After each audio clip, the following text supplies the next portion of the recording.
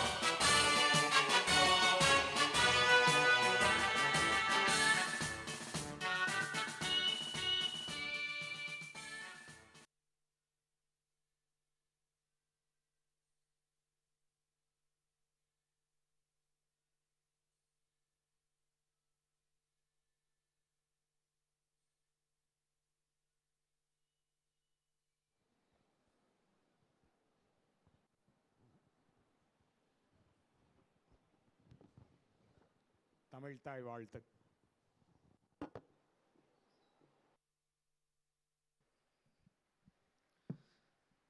நீராறும் கடலுடுத்த நிலமடந்தை கிழியொழுகும் சீராறும் வதனமென திகழ்பரத கண்டமிதில் தெக்கனமும் அதில் சிறந்த திராவிடனல் திருநாடும் தக்க சிறு பிறை நுதலும் தரித்தனரும் திலகமுமே அத்திலக வாசனை போலனை துலகும் இன்பமுற எத்திசையும் புகழ் மணக்க எழுந்த பெரும் தமிழனங்கே தமிழனங்கே உன் சீரிழமை திறம் வியந்து செயல் மறந்து வாழ்த்துதுமே வாழ்த்துதுமே வாழ்த்துதுமே.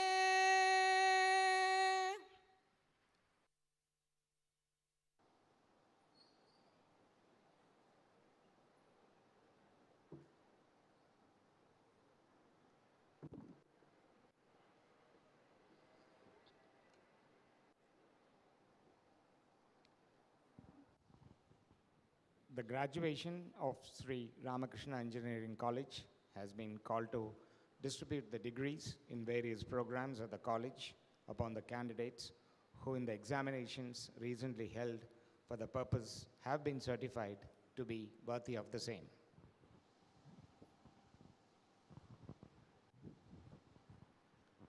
I invite the principal, Dr. N.R. Alamelu, to deliver the welcome address.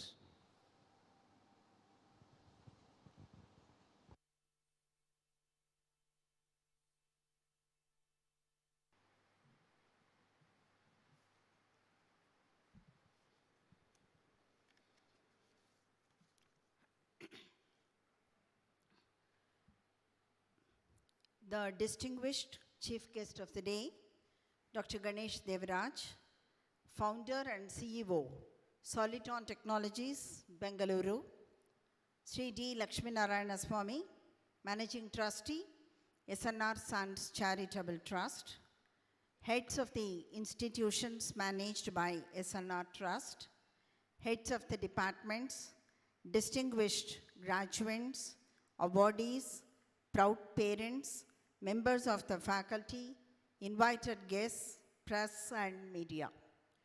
A very good afternoon and warm welcome to each one of you for the 24th graduation day of our institution being held today. On this special occasion, it is our pleasant privilege to have Dr. Ganesh Devaraj, founder and CEO of Soliton Technologies, Bengaluru, with us today. Dr. Ganesh is the founder and CEO of Soliton, established in Bengaluru, India. Dr. Ganesh is so passionate, committed, and involved to whatever task that he takes up. He is the servant leader for the entire Soliton team. He devotes significant time ensuring that Soliton stays true to its core values of integrity and excellence by bringing in the right people and promoting a culture that is aligned. Soliton works with global companies from startups to Fortune 500 across industries including semiconductors, medical devices, automotive, and robotics to help them increase their competitiveness and release the great products through digital transformation services.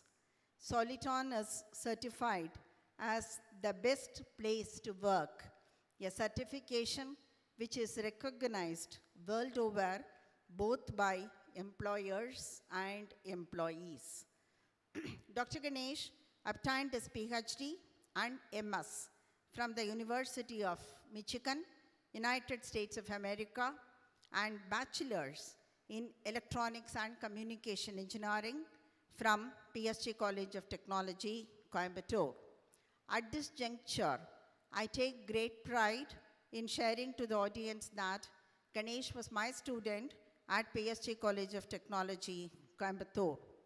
Dr. Ganesh, after a brief 1 year of experience as project scientist at VI Engineering, got motivated by reading the book Built to Last by Jim Collins, which motivated him to start the visionary technology company Soliton in India in the year 1998. I am also happy to share with all the members that Soliton is always a day one recruiter from Sri Ramakrishna Engineering College. Dr. Ganesh Deviraj is a member of the board of LG Equipments Coimbatore and the governing council member of Sri Ramakrishna Engineering College. It's our pleasure to have such an eminent and passionate professional and entrepreneur with us today to deliver the 24th graduation day address. On behalf of SNR Sons Charitable Trust and Sri Ramakrishna Engineering College, I extend a very hearty welcome to Dr. Ganesh Deviraj, founder and CEO of Soliton. Welcome to you, Dr. Ganesh. Today we have with us Sri D. Lakshminarayana Swami, the Managing Trustee of SNR Sons Charitable Trust, to preside over this function. The Managing Trustee, popularly referred to in the Coimbatore circle as DL, is well known in education, healthcare, and textile industry sectors. He is an alumnus of PSG College of Technology with his graduation as textiles engineer and MBA from Pennsylvania, USA. He is a keen sportsman, nurturing 3 cricket teams. He is the Managing Trustee of Sri Ramakrishna Cricket Trust and the past Vice President of Tamil Nadu District Cricket Association. Being an avid golfer himself, his contributions to the Coimbatore Golf Club is quite significant, and he is the immediate past president of the Coimbatore Golf Club. One of the privately owned golf courses in the country, he is also the founder trustee of Coimbatore Golf Trust. He is a source of great inspiration and constant support, and it's our privilege to have him amidst us today to bless the young graduates. I extend a very hearty welcome to our beloved Managing Trustee for this program. Welcome to you, sir. It's my pleasure to welcome all the heads of the departments and members of the faculty of Sri Ramakrishna Engineering College. I'm very happy to welcome all of our young graduates, awardees, rank holders in all the branches of study for this graduation day. My special welcome to the proud parents who have come here to witness their awards, receiving their degree certificates. It's my pleasure to welcome press and media, without whom no function in SREC would be complete. I once again extend a very hearty welcome to each and every one of you who have honored our invitation by making it possible to be part of this function. Thank you very much.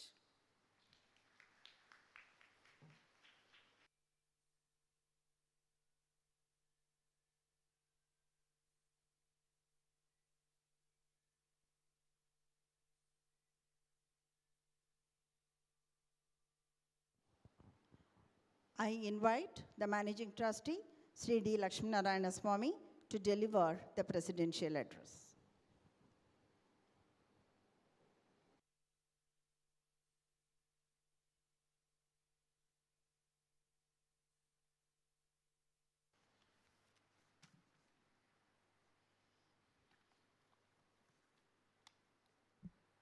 Distinguished chief guest for today's function, Dr. Ganesh Deviraj, founder and CEO of Soliton Technologies, Bangalore, our respected principal, Dr. Alamelu, our heads of the departments, members of the faculty, young graduates and parents. Very good afternoon and a hearty welcome to all of you here. And personally for me, it gives me great pleasure to be here amidst you all this and deliver this presidential address.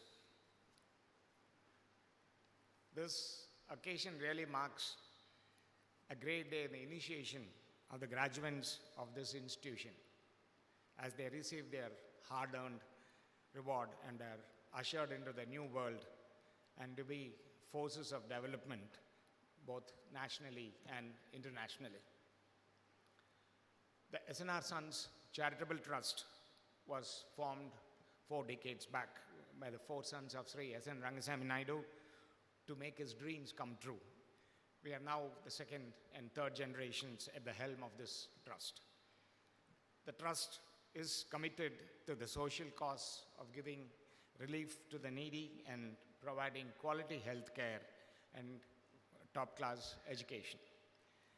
Being an ardent devotee of Sri Ramakrishna Paramahamsa, all the institutions started by the trust bear the name of the holy sage Sri Ramakrishna. And following his principles and philosophy of to God through man, the trust successfully runs 14 organizations significantly catering to the social causes of society, focusing on healthcare, education, and service. I take this opportunity in congratulating all of you for completing the degree successfully in this esteemed institution. The college and the management take pride at this moment for being engaged in imparting knowledge to you, especially the younger generation. And we have with us today an illustrious and successful person as our chief guest to inspire you all. I'm happy that most of the graduates passed out in 2021 could participate in the graduation day and travel from far and near within India, and also some of you have traveled from abroad. When you completed the course, as you all know, the pandemic, COVID pandemic was at its peak. And of course, you did miss a good part of your physical classes and regular activities, not to forget the fun in the college. However, this unprecedented pandemic, lockdowns and restrictions, it has certainly taught all of us the new dimensions of life, the new perceptions and the mental and emotional strength required to face all the challenges thrown at us.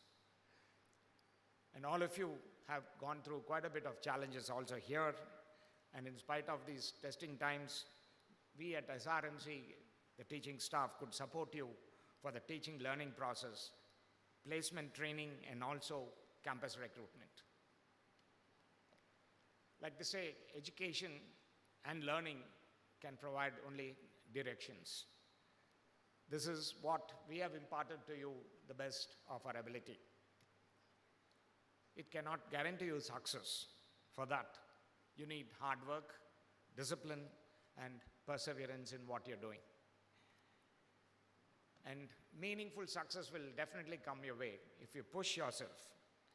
You should strive for excellence in whatever you do, and you should make the best of what has been made available to you.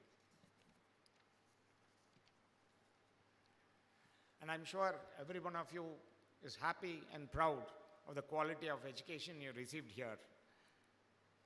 At this juncture, it is imperative to recognize all the people responsible for your education, the teachers and all the other non-teaching staff who did their best. They form the very foundation, and we should salute them for their commitment and dedication. Like they say, the mediocre teacher tells, the good teacher explains, the superior teacher demonstrates, and the great teacher inspires. I hope all of you would have found inspiration here in our college. And now I hope all of you have chosen a career of your own choice, the domain of your desire, so that you can do well in whatever you want to do. But in any chosen profession, to succeed, you should be fully committed to whatever you have chosen and do whatever you want to do with passion. That's what can get you to succeed. I know that each and every one of you are about a year old in your profession. You can be an academician, or you could be a researcher, or maybe a professional in the industry, or even an entrepreneur providing jobs. As you get more experience and exposure in the years to come, you will find your technical skills to be sharpened, and you'll have to definitely fine-tune your managerial skills also. Thousands of graduates here this year, you become our proud alumni. The way you were mentored by the faculty and your seniors, alumni, please feel free and responsible to offer the similar support to all the juniors in this college, and whenever you can. Take the responsibility to help a handful of the students here, the members, the joy, and the satisfaction you get, I guarantee you will be very, very good. And I'm sure that you will be connected with the interest in giving back to this institution in some capacity or the other, depending on whatever job you're doing. Please attach yourself to the alumni chapters, whether it's here in India or abroad. Such connects will definitely help not alone you, but also the institution to grow to a next level. We here at 28 years of excellence, and so far about 15,000 plus alumni have gone all across the globe in various positions today. Networking amongst yourselves and connecting with the alma mater would truly be a win-win situation. And another thing is, from the year 2023, they've decided to have 2 alumni meets every year. The 15th year reunion and also the 25th year reunion. Such connects are the pillars of growth, and you are our brand ambassadors. In the last year, we here have grown with a very new incubation facility here of about 12,000 square feet, and with new programs also. The growth in research, admissions, accreditations, placement, and industry connects are laudable. Please stay connected, and also please share with us your accomplishments and your success. At this point of time, it is very important to thank your parents who made this all possible for you, and all the sacrifices they've done to put you through this education, and during all this, not only the time, their effort, the money, and not to mention a lot of patience also with you. And you owe it all to them. So make it a point to take good care of them all your life and make them feel proud of you. Before I close, I would like to say, please always stay motivated and be positive. And also be willing to learn, because you're going to learn something new every day. And never be afraid of trying to attempt or practice new things. And that's again going to help you to grow. And I take this opportunity to congratulate each one of you for your accomplishments so far, and I wish you all great success in all your endeavors and a very happy and prosperous future. So before I finish, I would like to just mention this to you. Do all the good you can, by all the means you can, to all the people you can, in all the places you can, and as long as ever you can. Thank you, and may God bless you all.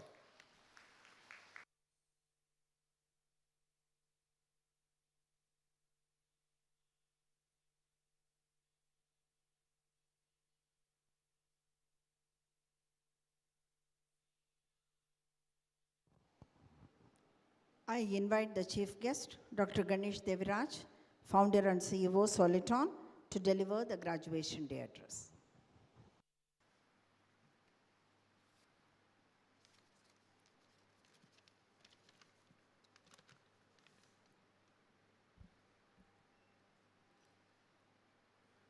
Good afternoon, everybody.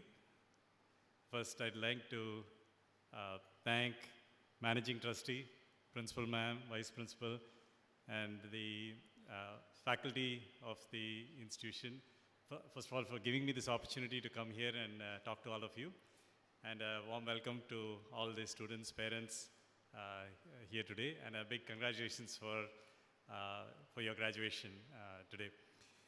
So I want to start with a story that I read in a book. Right? This is a book called The Power of the Other. And yeah, the book itself opens with this particular story. So the story is about two people who meet at the start of the selection process for what is called the Navy SEALs. So the Navy SEALs is actually a group, it's a very elite group of special forces within the US Navy. And the selection process is supposed to be extremely difficult. It runs over many weeks. And the last week of that selection process is called a Hell Week. And I believe it taxes people to the maximum in terms of the both physical and mental capabilities. And very few actually get through the selection. So the very last day, the last challenge was for these people in contention to swim to the shore in the ocean beach, and it was very ice cold water, strong waves, and they're asked to actually swim to the shore, and they're already extremely tired from a lot of the other events that have happened over the day. So the person that they're talking about in the book, he's extremely determined to get through. He's made it all the way to the very last day, and this is the last event. And despite his mind, willing the maximum that he should make it, his body has given up. He's not able to move his hands, not able to move his legs, and he's about to give up. There are boats, around them, and if they give up, they will be pulled over to the boat, and then they, of course, on the very last event, they are discharged without selection. So at the point when he's ready to give up because he feels that he cannot go on anymore, he lifts up his head and notices his friend on the beach. And his friend is waving his hands, encouraging him. He can see from the body language of his friend he had just met a few weeks ago, that suddenly looking at his friend and the friend's body language and the encouragement he was getting, he suddenly gets that ability to move his hands and legs again, and he swims to the shore and he makes it, and he gets selected, right?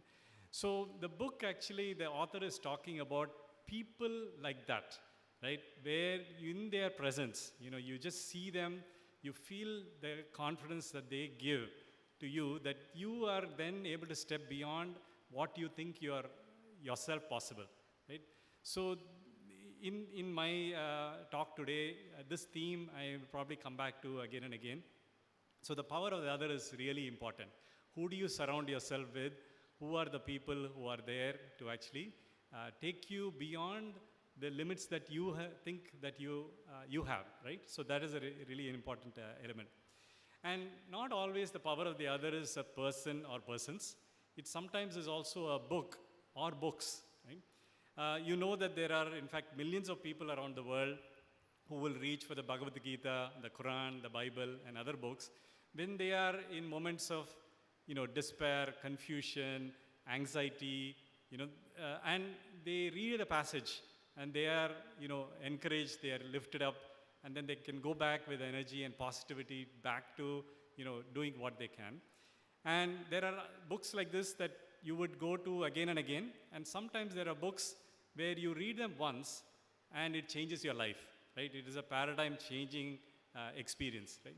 And for me, there were two such books, right? So the first one was something I read just as between my third year of engineering and fourth year of engineering. I was in Bangalore. I was doing my industrial training at BEL.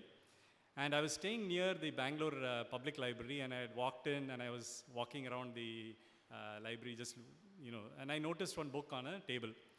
And the book said, Electricity and Magnetism, Berkeley Physics course on electricity and magnetism. So what caught my eye was Berkeley, because I was already thinking about applying for graduate school in the US, and I thought, okay, let me see what this is about. So I sat down and I started reading that book. And as I was turning the pages, it was a completely new experience to anything I had read before that time, right? And I never knew physics could be so interesting. It was written by a professor at Harvard. He's actually a Nobel laureate.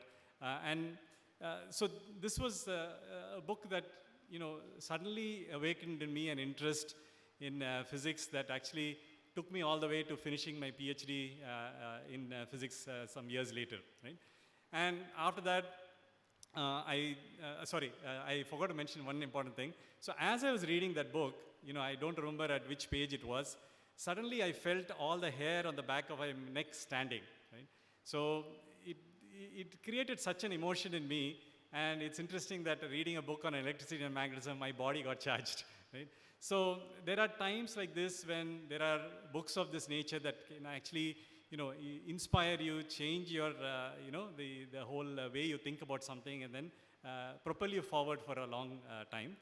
Then subsequently, I joined, after I graduated, I got back into engineering. I joined a company in Michigan as a project scientist. And while I was working there, my wife and I decided that we wanted to come back to India. And I was starting to then think about, okay, what will I do in India? My father was already in business, and he was telling me to get back, come and join the business. And so that was there. But I felt from the beginning, not from the beginning, I mean, for many years I had felt that I did not want to go into business. And the reason was, my father, a very ethical person who always, took a lot of importance in treating everybody with a lot of fairness, right? He was in business, and I used to watch that the business was always very up and down, right? The few years that were good, and then there were a few years of struggle. And, this was something that I watched for many years. And during that time, I also read in the newspaper about the biggest success story in business in India, which was Reliance.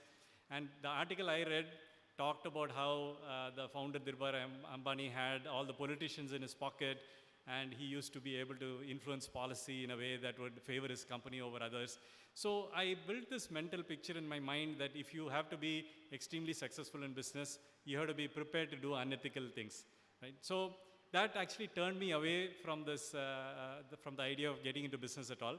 So, but, when I thought, okay, I'm coming back to India, let me at least, go beyond this one article I had read, that created this impression in me. And I, at that point, Amazon was a new company, and they were selling books on the internet. And I was able to read reviews of business books that it talked about. And as ma'am mentioned, I read this book, Built to Last. And that book completely changed my view once again, right? So this was, again, a paradigm shifting book for me, because it was profiling all the, what the authors called visionary companies of the world. It included companies like HP, Sony, Boeing, IBM, 3M. These were the who's and, the top companies in the world in each in their individual areas. They were the leading companies called the visionary companies. And the author said that the reason that these companies became so successful is because they had a set of core values that they made as their foundation, right? And they never wavered from them. And that foundational core values is what made these companies so successful. So for me, suddenly it became, it was a paradigm shifting, because suddenly it was something that I could immediately believe, right? It felt right to me. And what I also realized is that there is no Built to Last company profiled in that book in India. And for me, suddenly, they created that strong inspiration saying, I want to go back to India and I want to create such a Built to Last company, right? So it felt like a worthwhile, mission for me to, put my life effort in. So I started Soliton in December of 1997, essentially 1998. And there was my first experience in the first month actually taught me something that I think is very important for all of you to hear as you step into your first jobs, right? So this is a story of the first 3 engineers who joined Soliton, and what did I notice about them? So in the book Built to Last, it talked about the fact that the company is only as good as its people, right? You need to have really good people if you want to build a very strong and, if you want a great company, you need great people. So I thought, okay, where can I go and find great engineers in India? I thought Indian Institute of Science Master's Program. So I went there, did my recruitment, And I had recruited 2 people. I came to India in October, did the recruitment, went back, finished my job in VI Engineering, came back end of December, and the 2 people were supposed to join, and I did not know the practice was that they would get a lot of job offers, and they decide last minute where they want to go, and they don't inform anybody, the other companies, that they're not joining, right? So I was in a shock when I had come back with a project that needed to be delivered on by end of March, and the both of them said they were not joining. So I went back to IISc. I had in my list a 3rd person. I did not have the budget to hire him, so I went back and said, he was still in the campus doing his thesis, so I convinced him to join. So he joined me, and then I was scrambling within Coimbatore to find people. And I got referred to 2 people. One was a student who was just graduating out of his master's program at CIT. And another one, he had finished his BSc 3-year computer science degree, done 2 years of work, working for my friend. And he said, this is a good engineer, why don't you try him out? So he came, right? So I had these 3 people. One was IISc master's graduate. Another one was a master's graduate from CIT. And the third one, a BSc 3-year degree graduate with 2 years of experience, right? So they were all completely new to the language that we were using in that project, a language called LabVIEW. And I was teaching them, and we were building the project together. And within a few weeks, I noticed the 2 people from CIT were outperforming the graduate of IISc by a wide margin, noticeable margin, right? And I could tell the IISc engineer graduate, very high caliber, lot more exposure than the CIT students, but not performing well for sure, but not performing at the level of the 2 CIT graduates, right? So what was the difference? It was very clear for me that the 2 people from CIT were completely heart and soul in their work, right? Whereas the IISc graduate was hearing about his friends who were joining companies like IBM. He was in a company where we were 4 desks, in a makeshift office, and his friend has joined IBM, in a very nice place. So all these distractions are going on in that person's mind, whereas the 2 people from CIT are completely heart and soul into their work, and performance is clearly showing, right? So that's when I realized it is not purely caliber that makes a difference, right? Definitely caliber is important. You need a threshold which you need to cross, right? That is very important. But beyond that, it is all about what you carry to your work. How much of passion, right? Managing Trustee talked about the passion that you carry to work is going to be a huge influence on how you perform and how you progress, right? So that is that's the next story. And I, like you, was sitting in the University of Michigan convocation. The convocation speaker that time was Sandra Day O'Connor, who was the first woman Supreme Court Justice of the United States. So she said, a lot of people have asked me, how did you chart your course, your career, to become the first woman Supreme Court Justice, right? And she said, I always tell everybody, I never had a plan like that. I never imagined that this is where I was going to end up. Only thing I did is, every job that was given to me, I put my heart and soul into it, right? Maybe heart and soul was not the word she used, but she said she wanted to do that, whatever was given to her, to the best of her ability, right? And that made all the difference, right? And that led to something else, and eventually she was the first woman Supreme Court Justice of the United States, right? So this is probably, not probably, definitely an important thing for you all to remember, right? What you carry to work, makes a huge difference how you go from there, right? So I started by talking about the power of the other. There is somebody even more powerful than the other who's, who will determine, what you actually do and how well you succeed. And that, is yourself, right? So what you believe about yourself is going to be the most powerful driver of your behavior and therefore your life, right? So there's a famous quote from Henry Ford. He says, whatever you think you can or you think you can't, you are right, right? So basically, he's saying, if you think you can do it, you will do it, right? And if you think you can't do it, you will make that a reality, right? You will not do it, right? So this is something that's really important. So how do you develop that belief in yourself, right? The belief that you can do it. So it starts with, in my opinion, it starts with values and then habits, right? So how do you develop your values, and what are the right values, right? It's even in the book Built to Last, they talk about the fact that all those companies, I think there were 18 companies profiled there, all 18 companies did not have the same set of core values. Each of them had a different set, right? So it is not that there is one or two values that are more important than others, but there are some timeless values which are very clear, that have been passed down the ages, and there is no debate about them, right? So these are there in all the spiritual texts for sure: integrity and honesty, hard work and excellence, and generosity, right? Being helpful, generous, and making a contribution, right? These are timeless values for sure. So whenever we take shortcuts, I think we know in the back of our mind that it's something short term. But what happens is those become a habit, right? The next next situation that is a hard one, the tendency will be to take the next shortcut, right? And eventually that is a sliding slope that doesn't allow you to fulfill your the potential that you truly have, right? So it is really important at the beginning what you go after. You make those hard, tough choices so that that becomes a habit, right? So your values give you the strength, they bring clarity to your life and simplify your life, right? Your decision making becomes more and more simple as you go along, and you build that confidence in your values. So I'll tell you the other story that I have. It's somebody who joined Soliton. He was working in the Bay Area for many years, and then he came and joined Soliton. He was an expert in computer vision, and we had taken on a project where, a very critical project for our customer, and we were working through the project, and there were some mistakes we had made which put the project in difficulty, and we had to now communicate to the customer that we are going to be delayed, right? We have to correct these mistakes, and it's going to be delayed.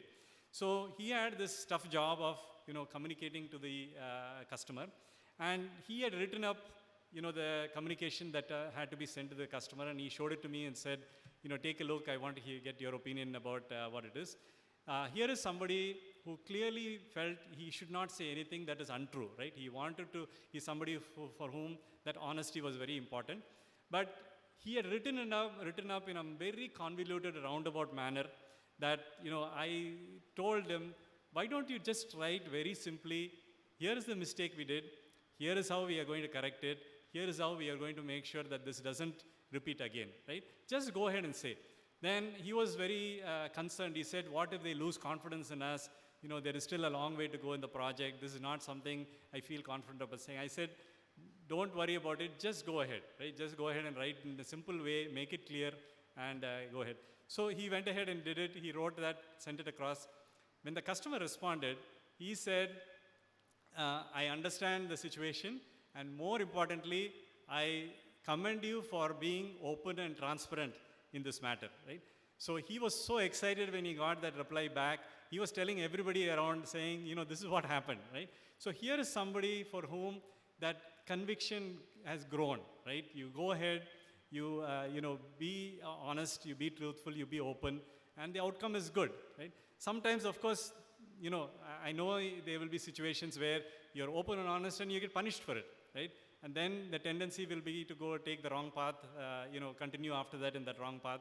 But, that is why it's important to be among people who will come back and say, never mind, remember this is only this time, but this, taking the right path will get you to the right place in the long term in the future, right? So that power of being among people who will give you that conviction is really important as well.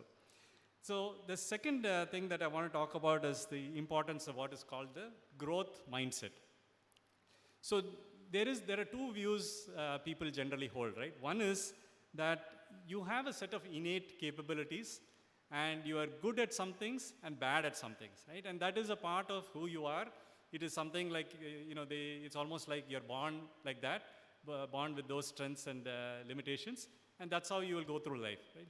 There is another view, which is if you put effort, you can learn and get good at anything that you choose to make important in your life, right? And this is the idea of a growth mindset. And more research is, coming out that says how important the growth mindset is there for your own development, right? Never get into the trap of thinking about yourself in terms of, just your starting strengths and limitations. You're at a very, very early stage in your career, right? You're just starting off in your essentially your first job. So this is the time where your importance that you give to the growth mindset is really, it is very important, right? So this is something that I wanted to highlight. And when you're talking about a growth mindset, there is a very important aspect that you have to remember, right? If you want to truly, exercise this growth mindset, you have to be prepared to go through a lot of situations where you are going to be doing very poorly, right? And from there, you have to step by step get to a place where you are starting to do well, right? And this journey is absolutely inevitable, and it's by definition what is needed when you are going through a growth mindset. Today, there is a lot of talk about AI and ML, right? And today, AI and ML's capabilities have getting to a stage where it is truly astounding. I mean, even 5-10 years back, we couldn't have imagined the kind of capability, the way it is able to mimic human capabilities in some areas which we thought were very far away, right? So while we are, looking at this in awe in terms of, where AI and ML is going, there is another dimension to it that I wanted to bring your attention to today, which is by looking at how AI and ML systems learn, right, how they are getting trained, we can actually also look at how we can train our own brain, right? Of course, we don't know the full structure of the brain, but there are a lot of aspects about the human brain that are actually mimicked within the artificial neural networks. And when you're talking about an artificial neural network, the way it is learning or getting trained is you give it a training input, and those training inputs will create an output. And when the output is different from your desired output, that difference you are treating as an error, right? And that error, you have a process called backpropagation, that you take that error back through the network and adjust all the parameters to minimize that error, right? And you do this through sending in huge number of samples, and each time you are going through this process of backpropagation by taking that error, backpropagate, adjust the network parameters, and to a point where it is where the errors are totally minimized, right? So now you look at that same thing when we are learning, right? When we are very young, I think we are very comfortable with saying, okay, we don't know something and we have learned it. Now we are getting to a stage where the danger is that when you don't know something well and you're finding it difficult to learn, right, you might think, oh, this is not for me, and put it away. But remember, for a neural network to learn, if your input doesn't produce an error, that network will not learn, right? Meaning there is nothing to adjust, right? The same thing happens for us. When we are in a situation where we are not producing errors, we are not going to learn, right? So we have to put ourselves in situations where we are creating errors, and don't ignore the error. That error is your signal, right? Where you take it, and through learning, you minimize it, and you go through cycles like that. And if you get into that habit of continuously putting yourself in situations where you don't know well enough, and you are, going through this process of learning that was just described, you truly are going to adopt that growth mindset, and then you are a lifelong learner, right? This is something that you are not saturating your learning at a certain point. You will be a lifelong learner. And that habit of becoming a lifelong learner is, the next really big aspect, right? And it is not about only learning. Habits in general, right, are typically something that are really important. Besides values, the habits are the next big item that I wanted to address, right? So values define who you are, but habits will define what you are able to do, right? Values provide the intent, but habits and practices are what will translate your intent into results, right? So along with habits, the other very adjacent aspect is routines, right? It's almost, you can talk about it in some sense interchangeable. So build routines into your life that will set you free, right? Every day you should not think, oh, should I do this or not do this, right? That you know what is important to you, you know where you want to put your time into, right? So this is something that if you make these routines, a part of your work, your day, your week, your month, and the year, then you are going to do things that are going to be, it is coming almost effortlessly, right? You're not really thinking very hard and trying to make a decision every day whether that is you're going to do that or not. And this involves physical health, learning like I described, and another important aspect is the relationships, right? The relationships that you build with people that matter to you, and the relationships with people that, for whom you matter, right? Who you care about, and you need to have the routines and, that will also make sure that you're giving time for them as well, right? So how will you, I wanted to share some of the routines that I, have developed over the years. One you might have already guessed is reading, right? I've developed this reading habit over many years, and it's something that I have, continued to practice, and it's hugely enriching for me, right? And today, it's not just reading books. I have, moved from reading to listening because, I wanted to make sure that I incorporate my daily exercise. And, my daily walks, I take a 45-minute walk in the morning, and I can listen to books during that walk, right? And I have practiced now that ability to concentrate and listen to a book that really into the subject, on a subject that interests me, and I can go on and get my exercise also at the same time, right? So that is a routine that is now very stable and steady for me, and so I can get easily. Typically, I will have 45 minutes of walk and another 15 minutes, of exercise once I get back, and that 1 hour I'm always listening to a book, right? So that is something that I can keep going. Another thing that I started during this pandemic was intermittent fasting, right? So I was never happy with the discipline that I had in eating. I used to, anytime my work extended into the night, 10 o'clock I would go and have some snacks. And I was not liking it, right? I wanted to get out of that habit. So I remember the pandemic made it worse. My snacking habit I was not at all liking. So I remembered asking my daughter, who was studying in London at that time, I asked, I have this problem, what do I do, right? She said, why don't you try intermittent fasting? So I started it, and it's been, it took a long time. I would say many months before I got into that habit. But then after that, today it's more than 2 years, and I really love the fact that, my eating is, is very disciplined now, and that is one change that has happened. Another one that I think worth sharing and really important, I think, for all of you is, I was, during again the pandemic, I was going to not so much social media, primarily YouTube, right? YouTube was something that I would go to, and YouTube was so good at recommending things for me that I always thought, oh, this one, I have to watch it, right?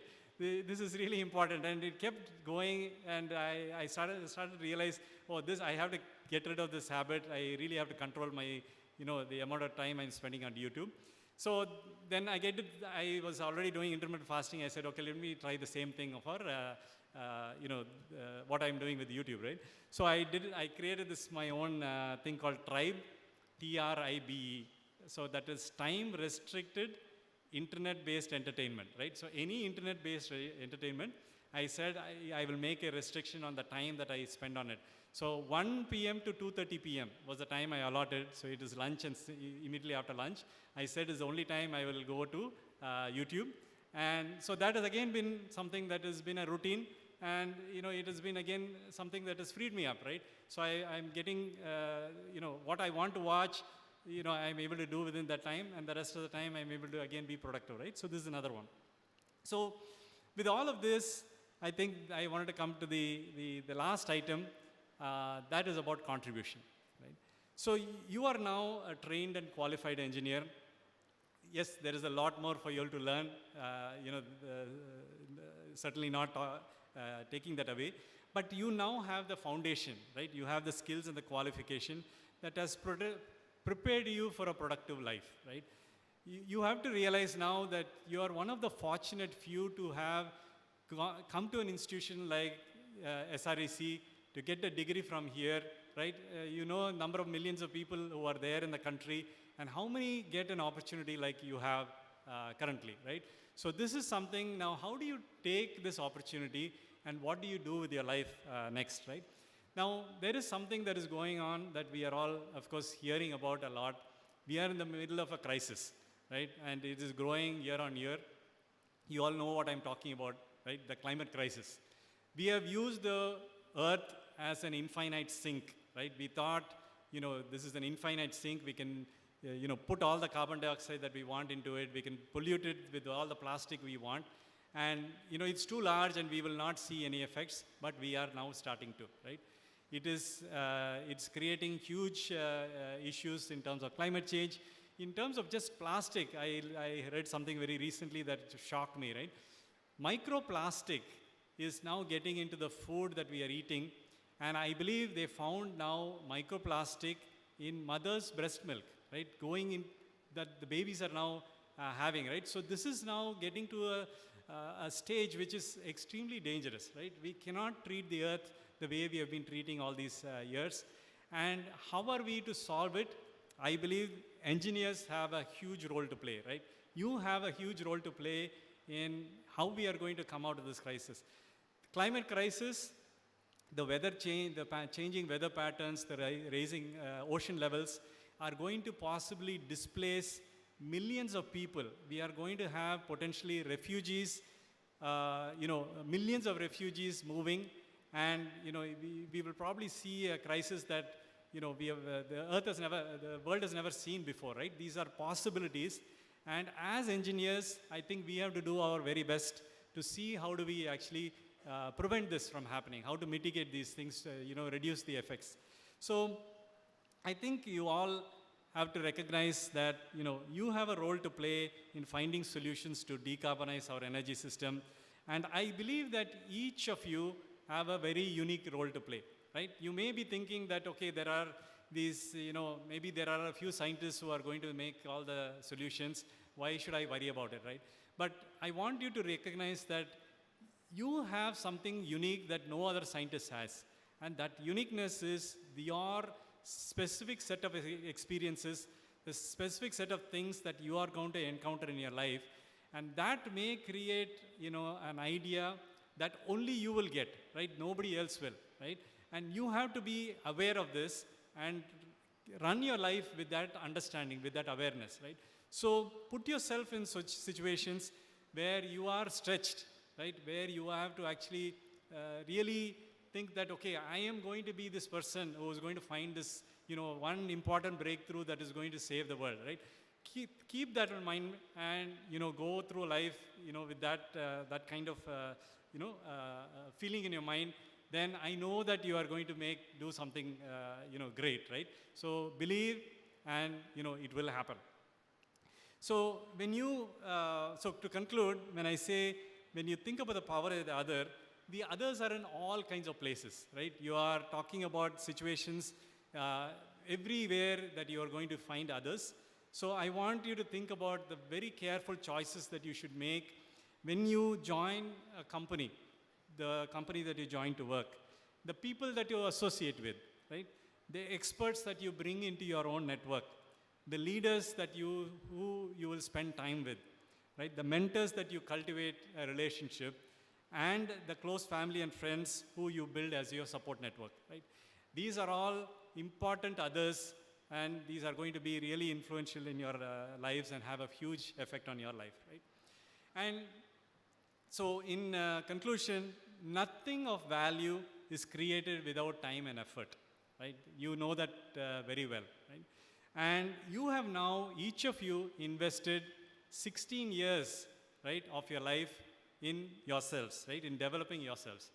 This 16 years, I'm probably discounting kindergarten, but 16 years you have put in there at least, right?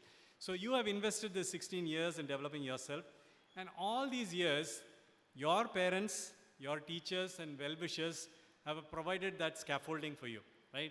They were there all through, that scaffolding has been really important, right? Now, that scaffolding is getting removed, right? You are now going to be freestanding structures, right? You are going to be on your own. Now, what are you going to do with what has been created, right? And what are you going to build further, from where you are today? And that is in your hands, right? So what I wish for you is that you make yourself fantastically useful to positively impact the lives of tens, hundreds, thousands, millions, why not billions, right? Why can't you go think about, making your lives impactful for that kind of scale, and make everybody here proud of you and, in what you go on to create next. Thank you. All the best.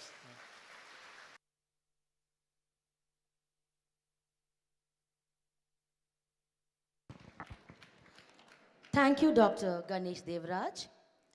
It's a great joy and pride to acknowledge the graduates who have toiled with dedication, devotion, discipline, and determination to scale great heights, bringing pride and happiness to their parents and teachers. SREZ is proud to felicitate them amidst this August gathering. It is time now to commend the program-wise toppers in recognition of their exceptional academic performance. I request the dignitaries to distribute the certificates and gold medals to the toppers. I'm elated to call upon the rank holders of BE BTech program in the autonomous examinations held during 2017 to 2021. May I call upon Soumya N of BE Electrical and Electronics Engineering to receive the medal for having secured the first rank with a CGPA of 9.62.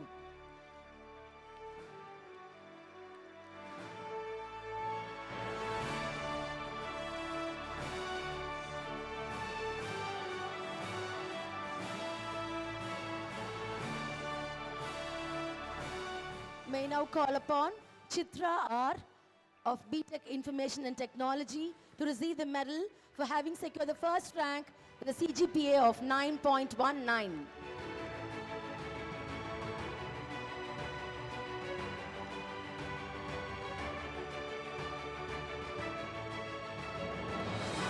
I now call upon Bharat Mohan S of BE Computer Science and Engineering to receive the medal for having secured the first rank with a CGPA of 9.17.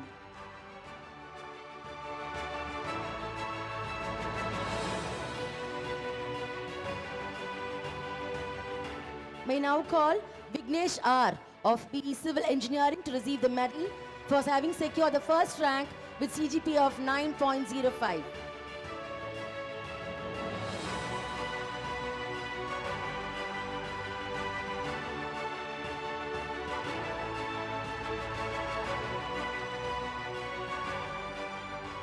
I'm elated to call upon the rank holders of BE BTech program in the autonomous examinations held during 2016 to 2020. May I call upon Surendra K of BE Electrical and Electronics Engineering to receive the medal for having secured the first rank with CGPA of 9.08.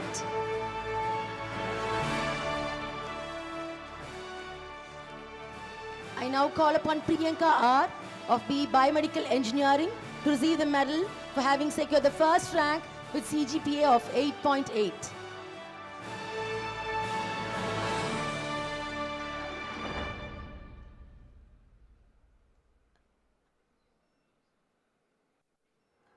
I now call upon Suvab Baral of BE Computer Science and Engineering to receive the medal for having secured the first rank with CGPA of 9.19.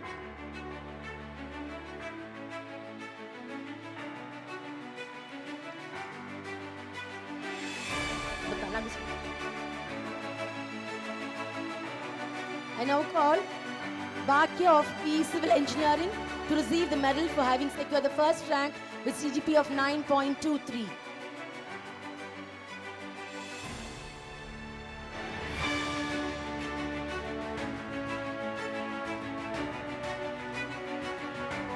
I'm elated to call upon the rank holders of BE BTech program in the autonomous examinations held during 2015 to 2019.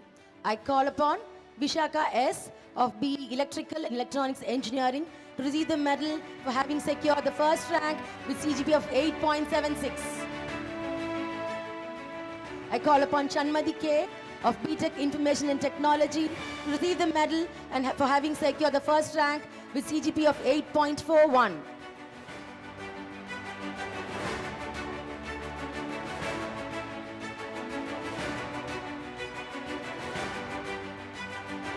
I call Srinidhi K of B Biomedical Engineering to receive the medal for having secured the first rank with CGP of 8.74.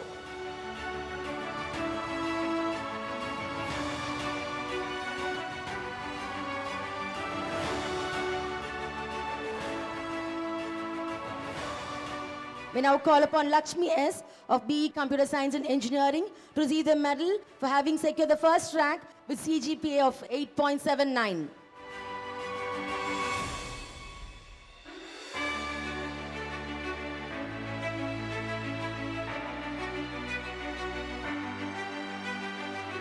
Finally, I call upon Saumya B of Civil Engineering to receive the medal for having secured the first rank with CGP of 8.96.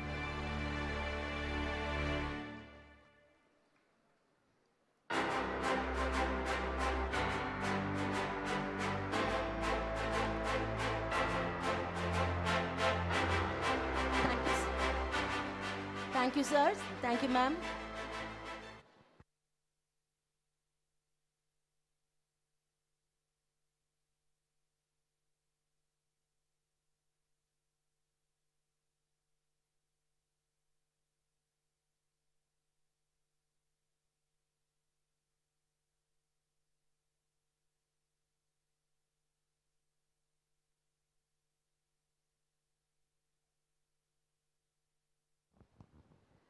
Let the candidates be now presented.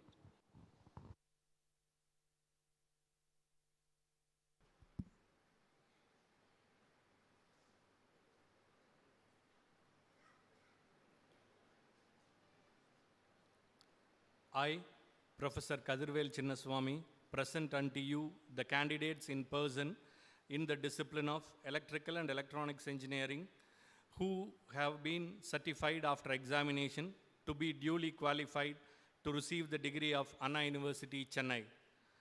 Vaishnavi C.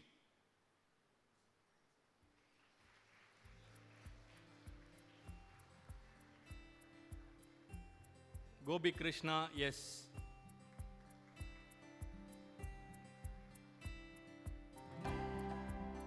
Arjun M.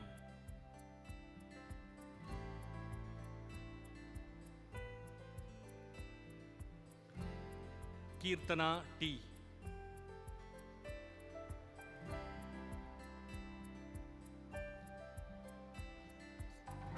Saranyu R.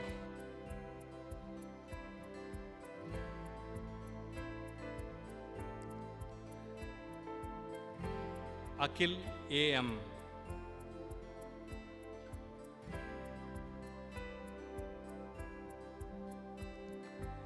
Krishna Lakshmi Alais Madhumita.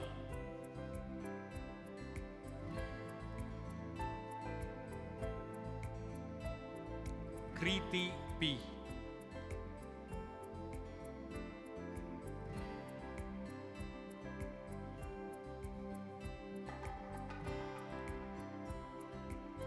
Kirti C.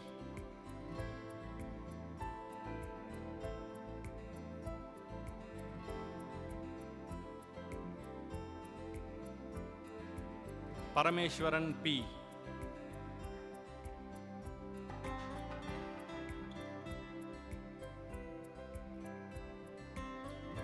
Raja K.M.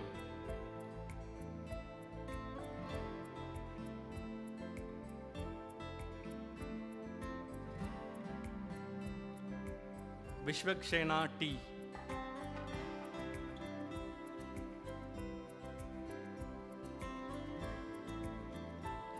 Niveta V.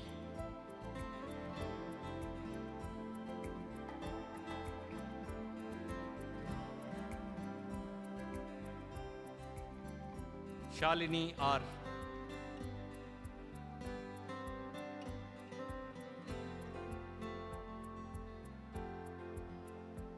Vishalakshi A.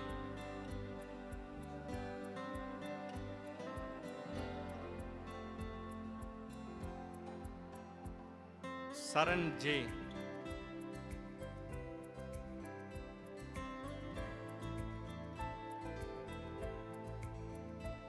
Shivakumar B.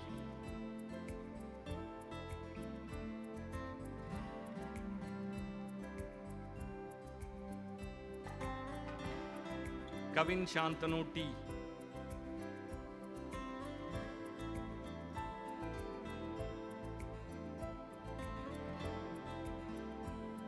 Mohit Babu J.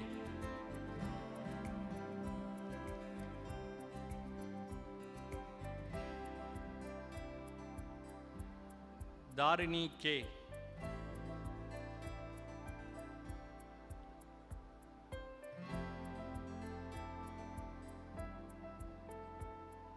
Palani Manoj Kumar P.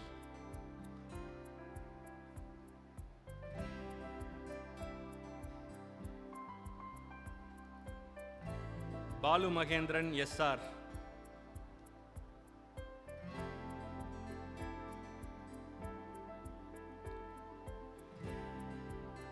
Praveen Kumar G.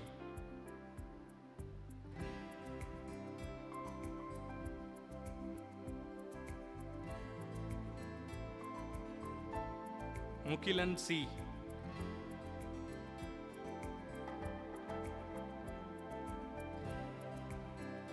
Dayanesh KC.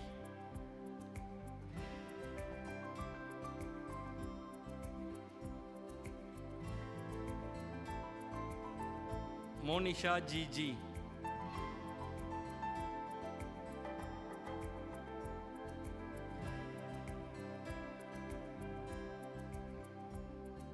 Nitish Kannan M.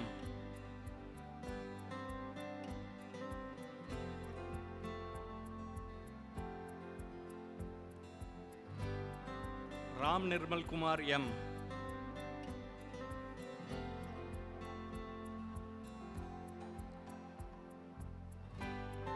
Sri Nandakumar A.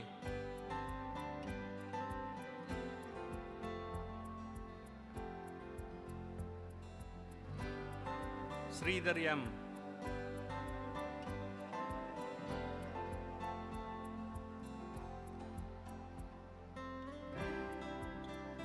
Uday Chandran A.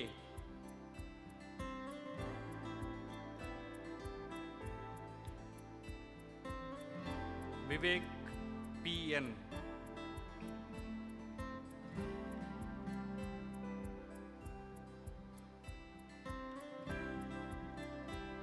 Gajendran G.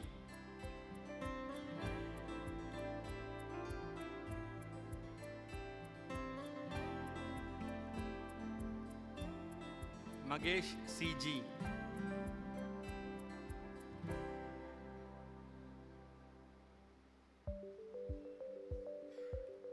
Jayashree S.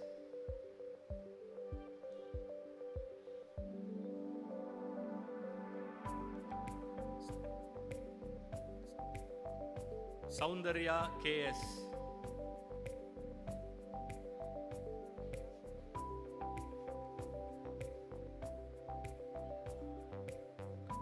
Aravind G.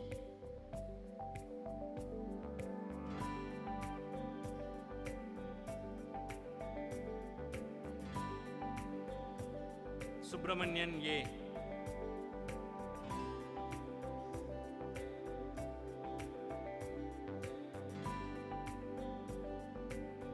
Janani D.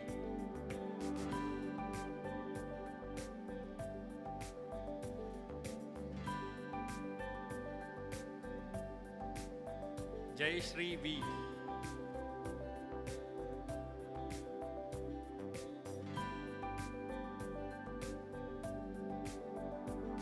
Sri Ranjani M.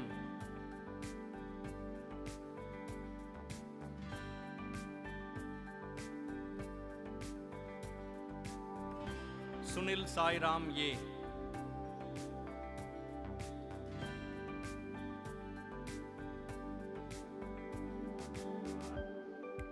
Pujita S.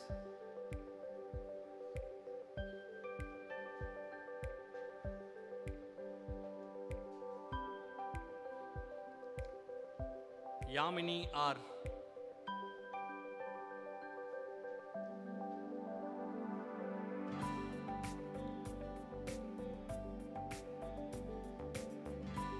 Babu S.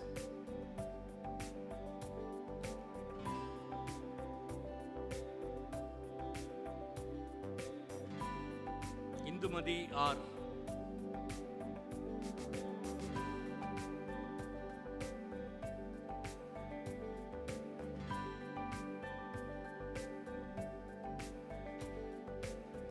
Jyotika R.V.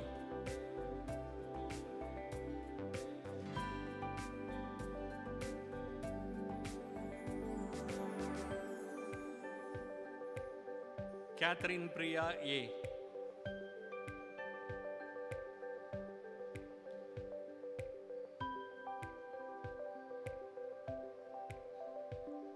Harini R.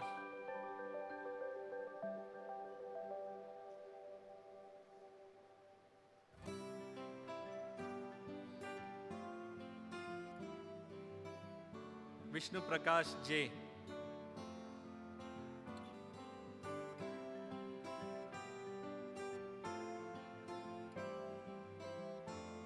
Vignesh M.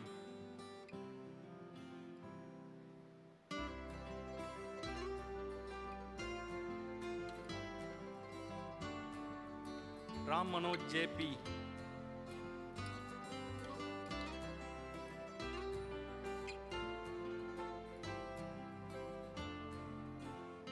Vasumati PR.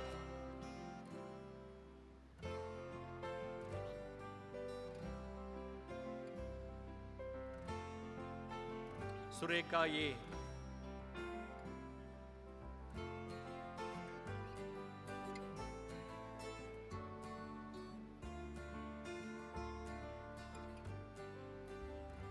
Gadir Selvan B.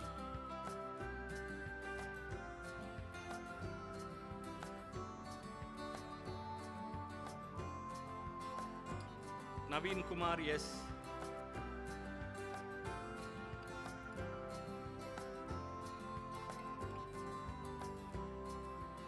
Nitya P.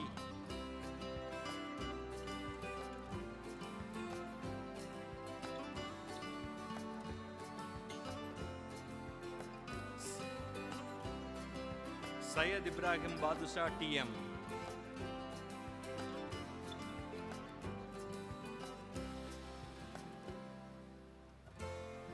Shakir Ahmad S.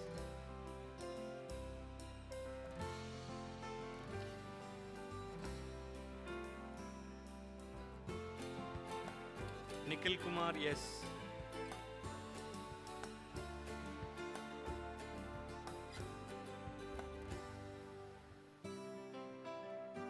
Mohana Sugandhan J.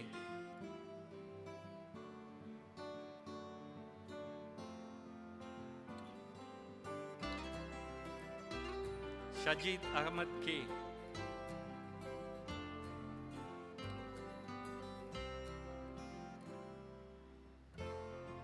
Tangesh Babu A.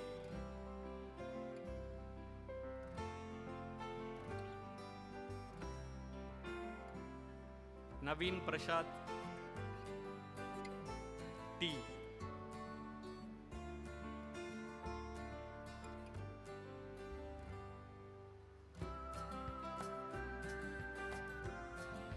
Nandit R.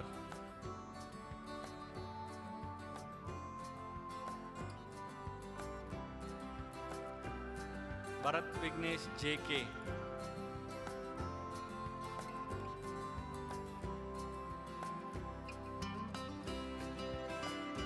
Shushmita T.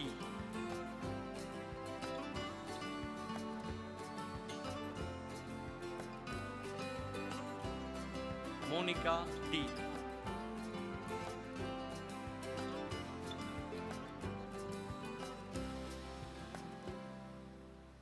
Kaushika B.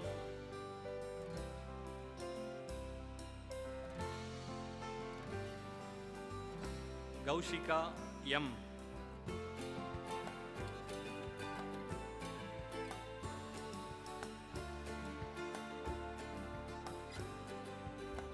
Radhika SP.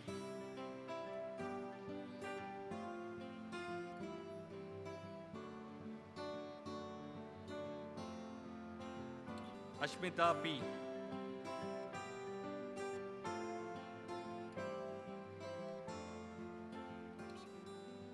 Nithilan C.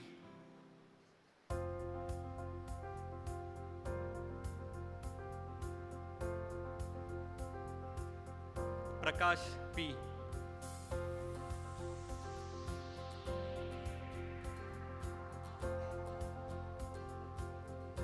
Sandhya V.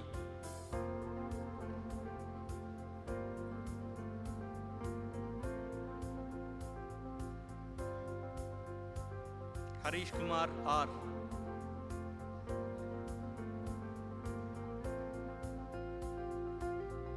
Naveen K.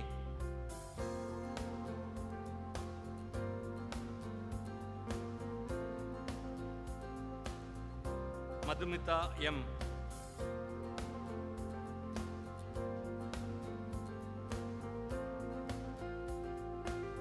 Surya Prakash R.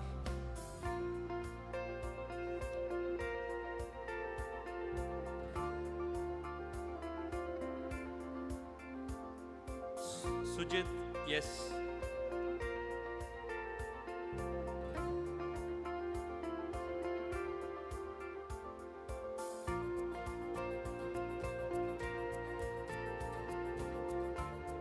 Dishant V.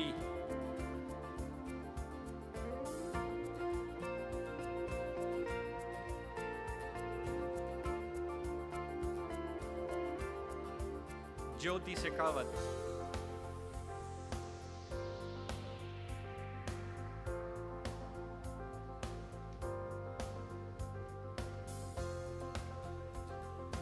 Nitish Kumar R.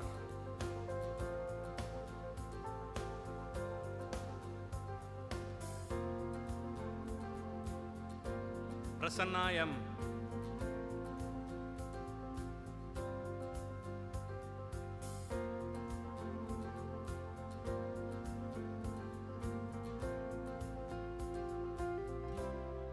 Sangeeta N.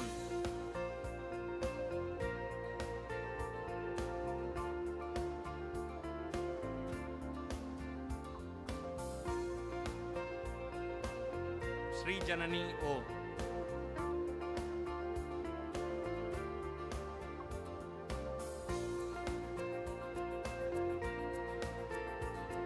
Shalini M.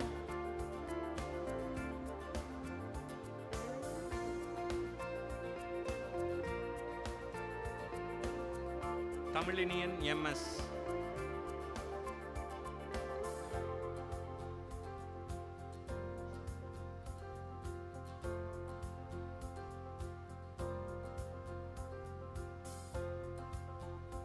Naveen N.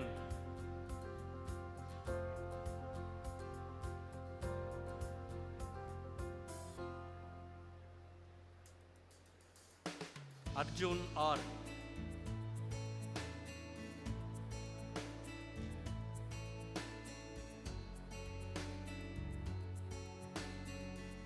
Habibul Washifa.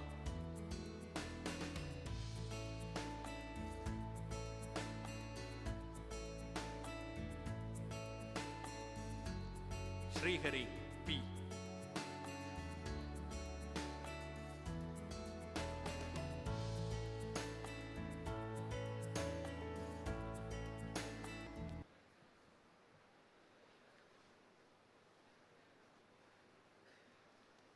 I, Professor M. Sendamil Chelvi, present unto you the candidates in person in the discipline of Information Technology who have been certified after examination to be duly qualified to receive the degree of Anna University, Chennai. Gojal J.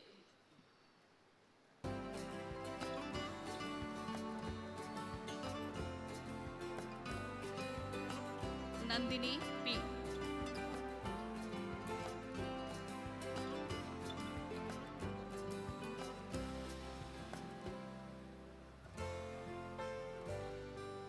Gauri M.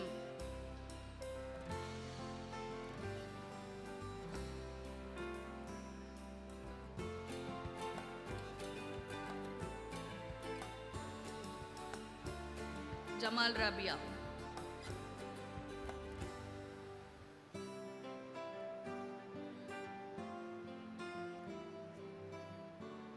Niha Firdas.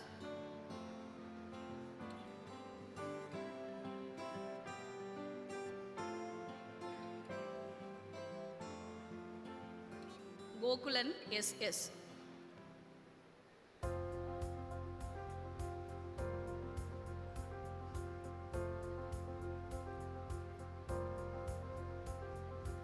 Gokul Das.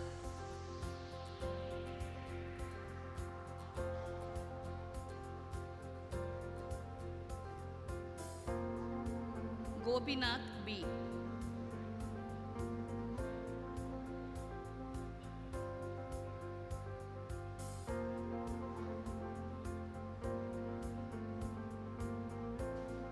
Karan S.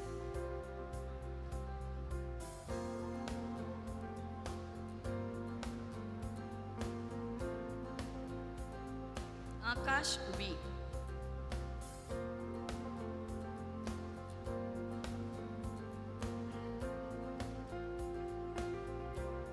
Maindan K.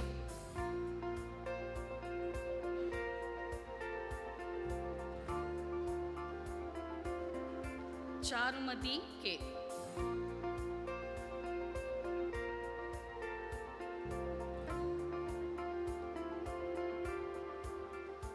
Balaji R.B.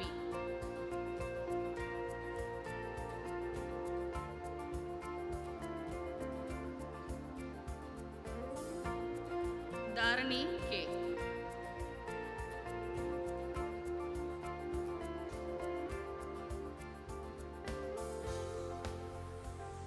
Anitra S.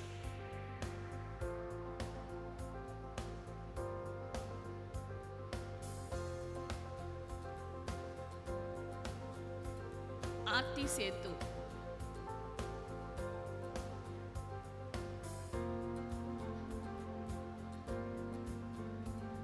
Mani Bharati D.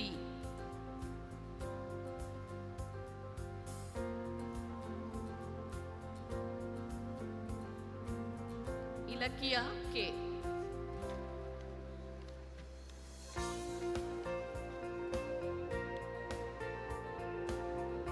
Divya.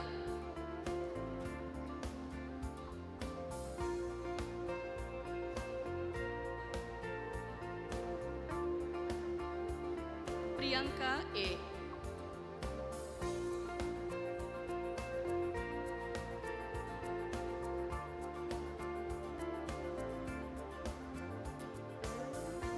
Vinotika S.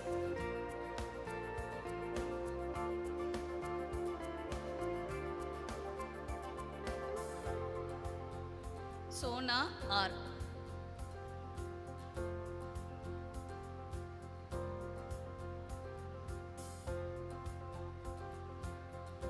Sriram H.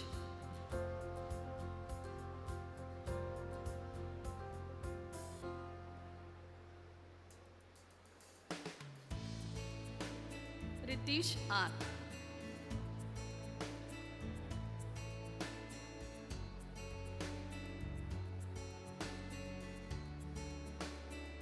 Kritiga S.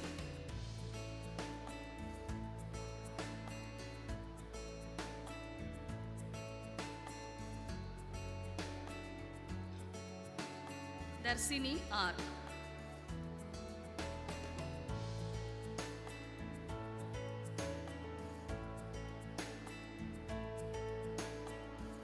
Amrita A.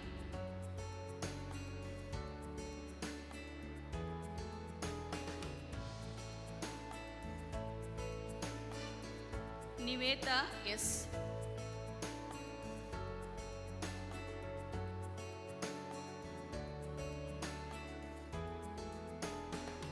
Aishwarya M.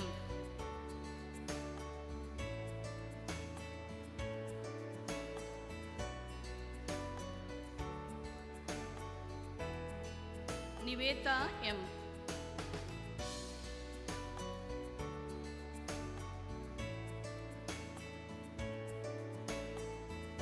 Salman Farias.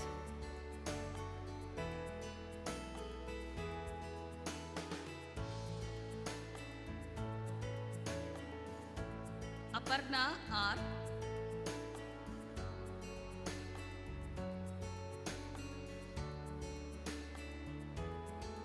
Lokesh Balaji R.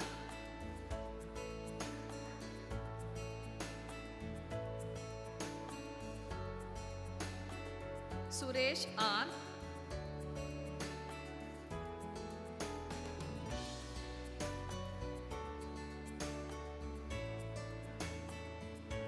Rakesh T.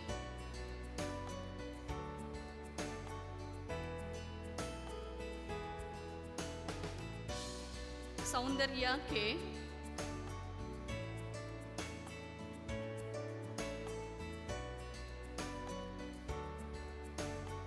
Nitya G.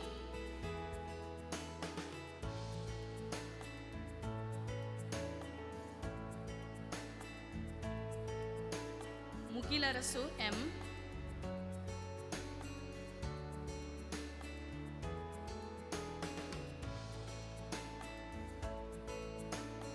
Praveen Kumar T.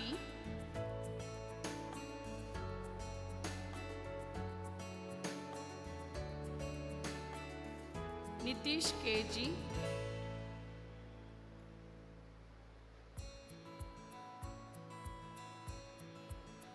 Sambat Kumar G.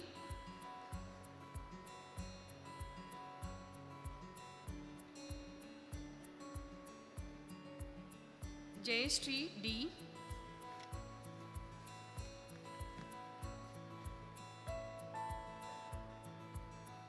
Harini KK.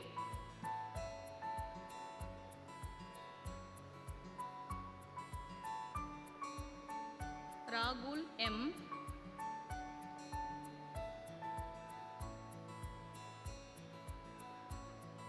Darshana SS.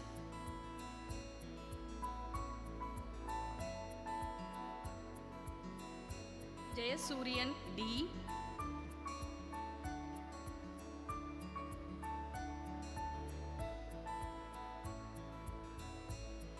Aravind M.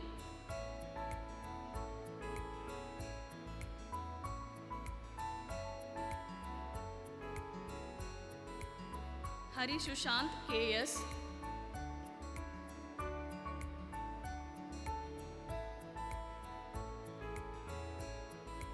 Narendra Shiva.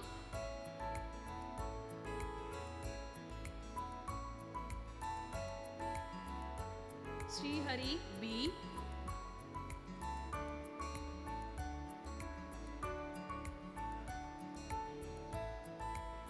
Bavadarini GN.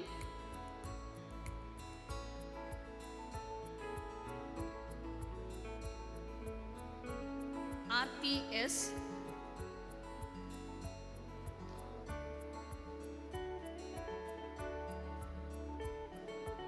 Rupesh Krishnan A.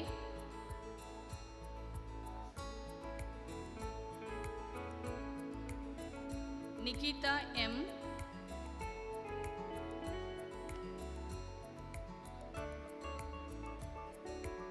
Manjula Devi M.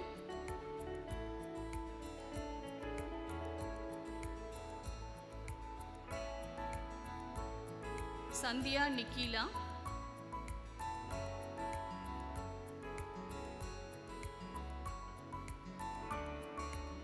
Charanya M.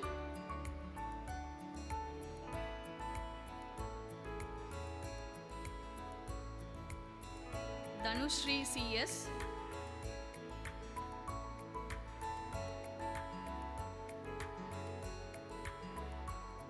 Deepika J.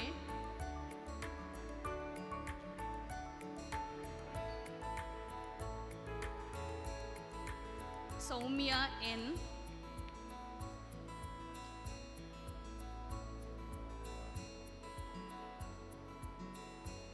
Sonia S.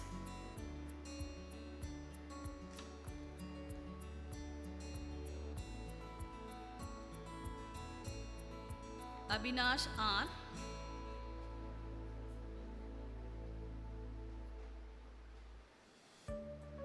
Ashwin Karthik TH.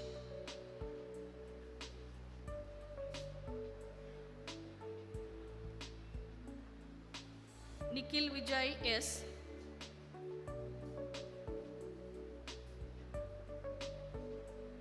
Rakesh K.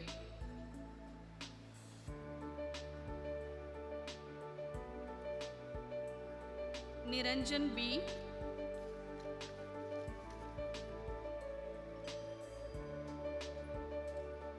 Taneshwaran S.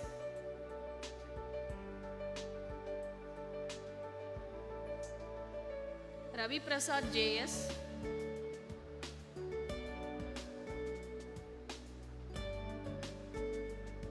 Raven Kumar VB.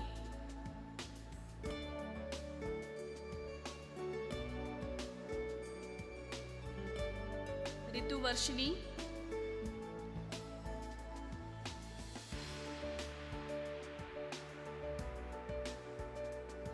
Sanjana G.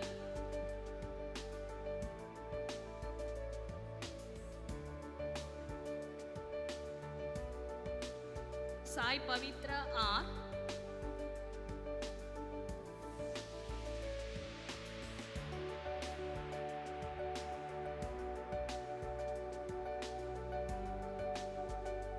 Yuvashri P.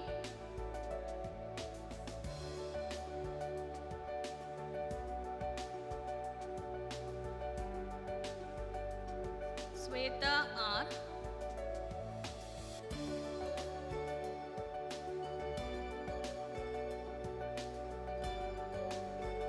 Swati R.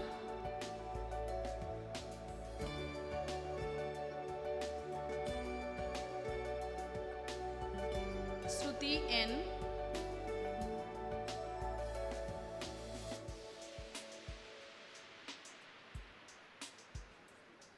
Natish Chandosh.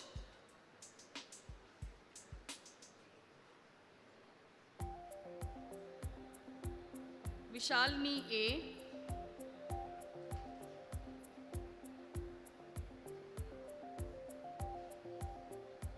Satish Kumar R.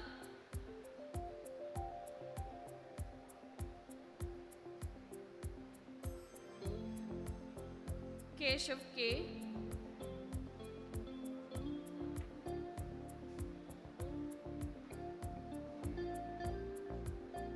Vishnuram G.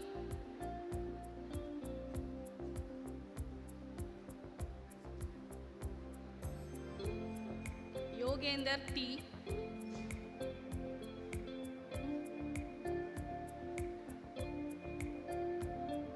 Sedu Manoj Kumar B.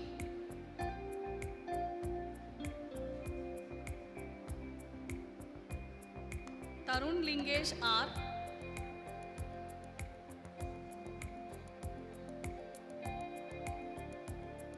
Preeti S.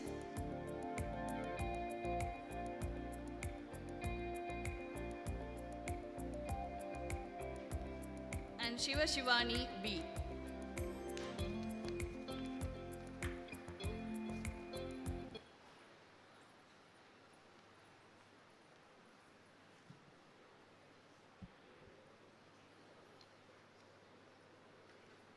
I, Professor V. Rammurthy, present unto you the candidates in person in the discipline of biomedical engineering who have been certified after examination to be duly qualified to receive the degree of Anna University, Chennai. Yuvashankar,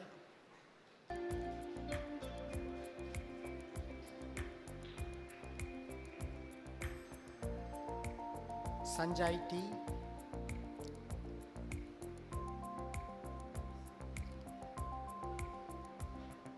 Praveen P.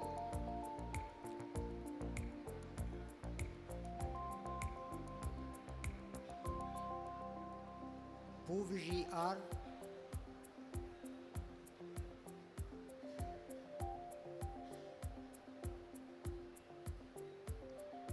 Kavyadarshini N.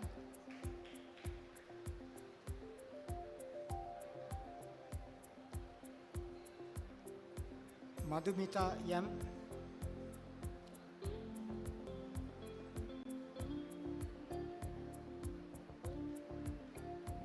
Lavanya S.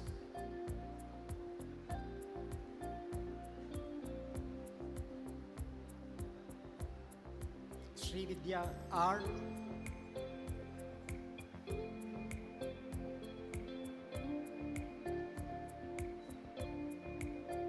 Belsi Sweetlin A.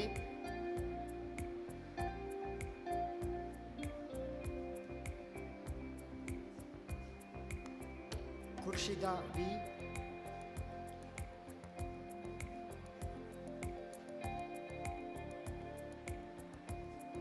Kartika S.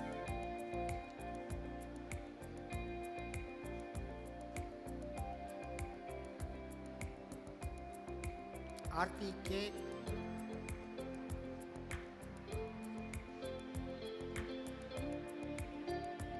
Ajit Kumar R.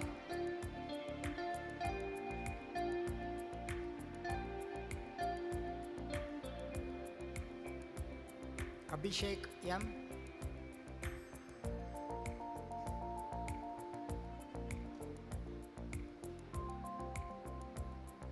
Tina J.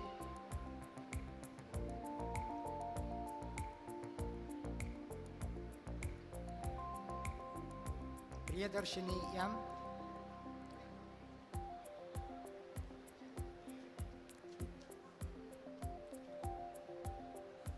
Urmila N.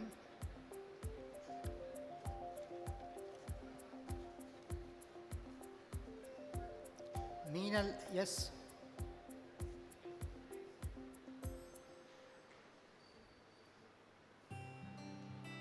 Divya K.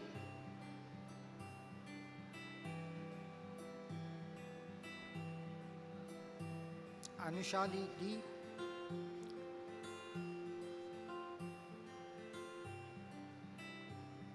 Anushruti S.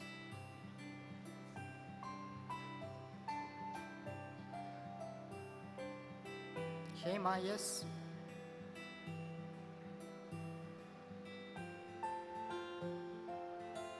Kavini V.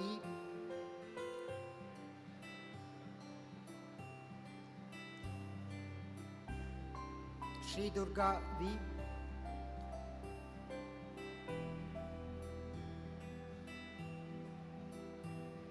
Malavika TR.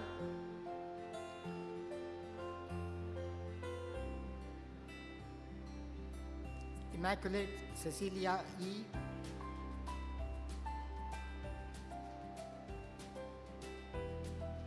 Navneet S.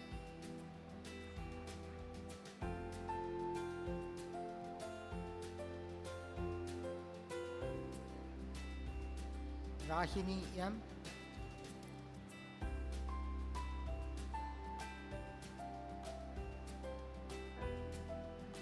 Abhinaya SM.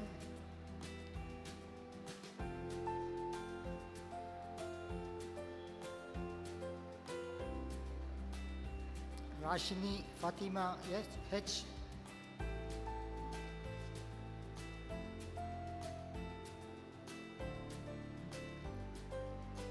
Priyanka CP.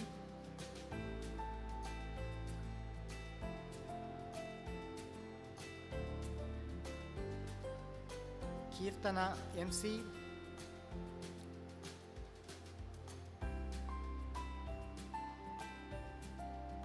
Aishwarya V.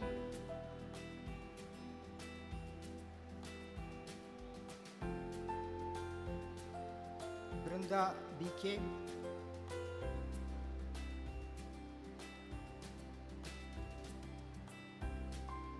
Desia Bala S.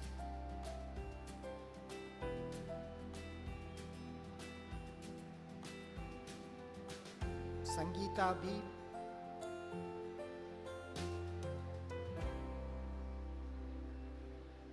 Sivapriya C.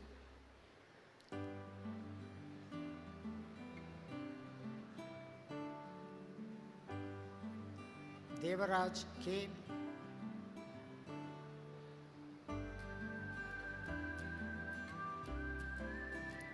Abhinesh M.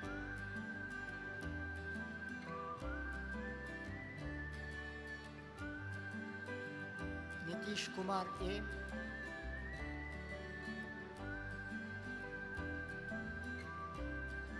Kriba Gauri S.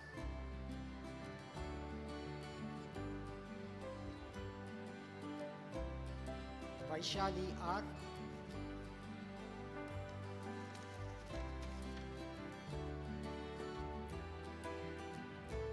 Mitra B.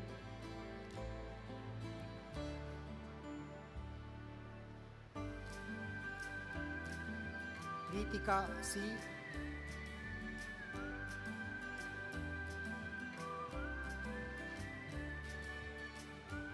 Darshini A.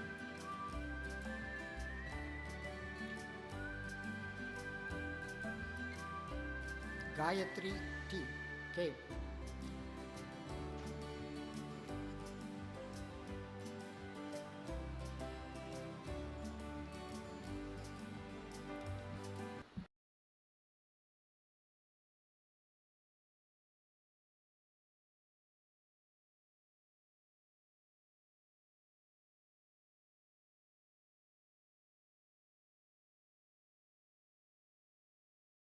Anna University, Chennai. Manisha K.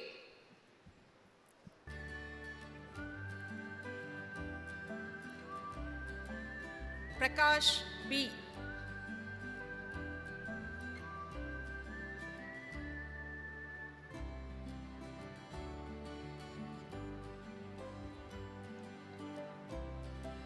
Raja Nadesh R.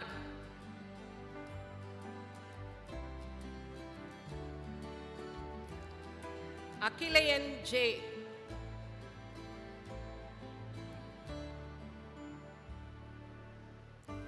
Ashwin Ravichandran.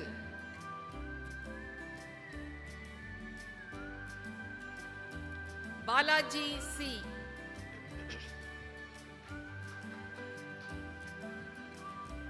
Hemapriti R.D. Nagarani P.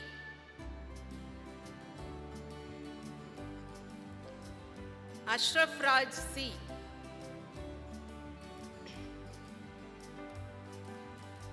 Sanjay P.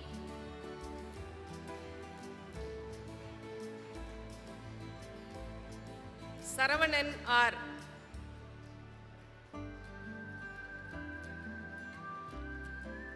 Saad Ahmed M.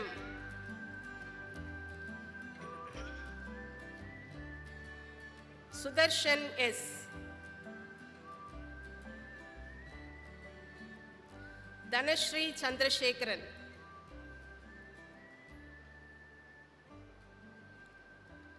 Saran Shaktivel.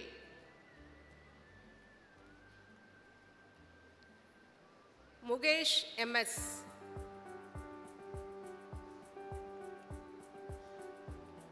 Mugil S.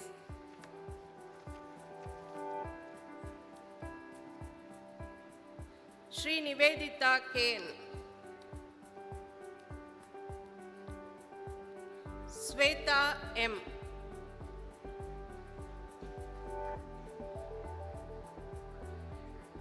Hamshavadani Saki.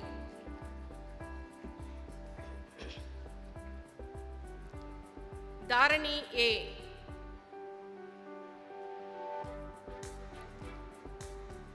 Amsaveni MM. Maithili Priya C.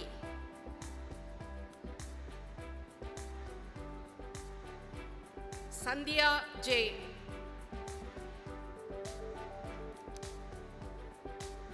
Mohit Kohli.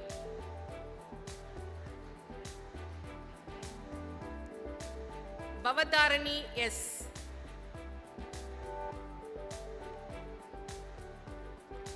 Divya N.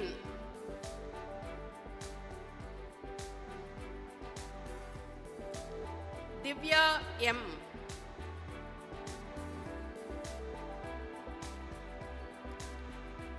Pramod Krishnan T.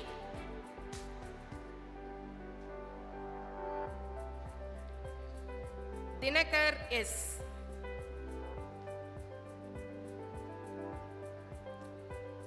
Dheeraj A.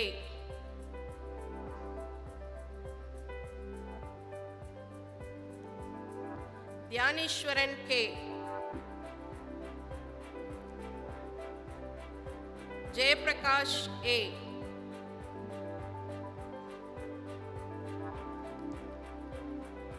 Atika MSB.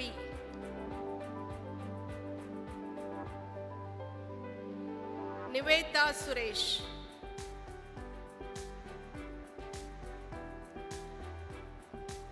Kirtana S.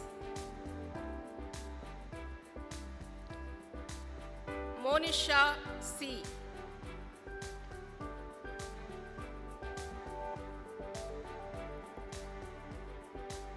Rajesh J.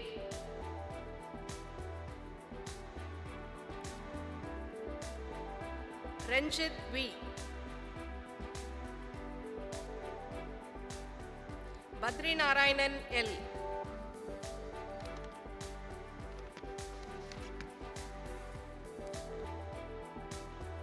Akila Balashankar.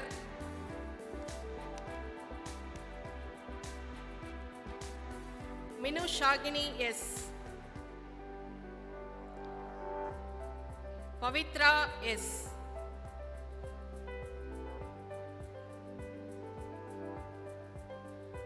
Nivedita A.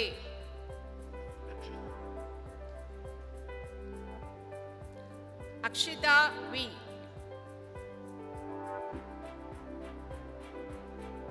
Shri Aishwarya RS.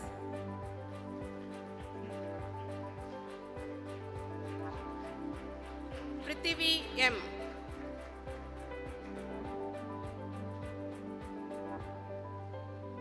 Ramitha R.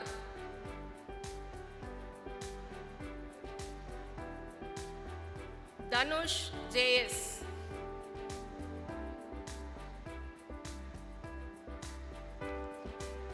Lavan Harshni H.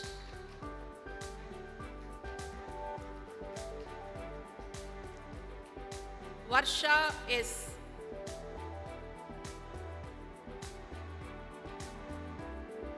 Soumya S.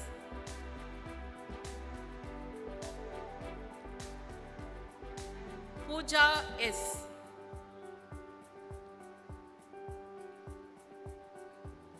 Shohit J.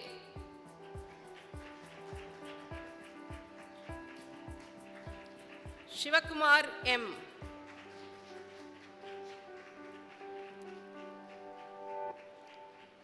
Yogesh Kumar C.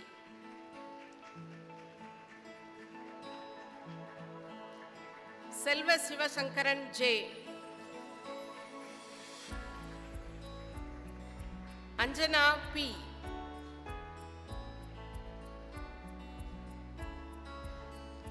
Shanjana Shri M.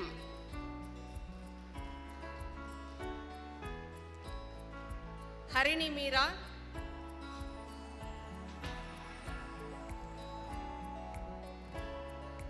Bhuvaneshwari M.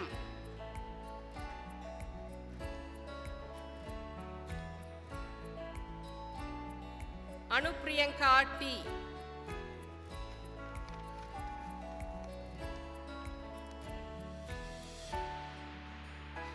Vidya Seduraman. Soundarya V.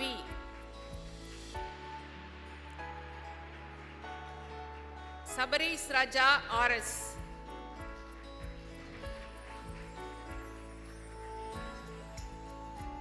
Yukesh Arvind A.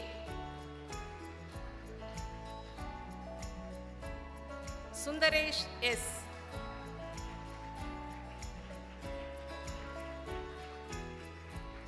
Sujai Sudarshan.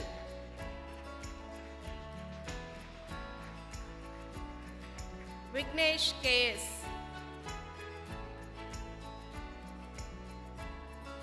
Ashmita Shri C.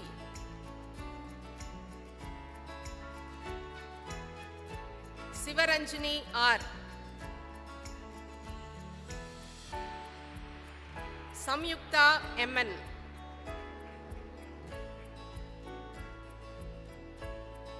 Shri Rishikumar M.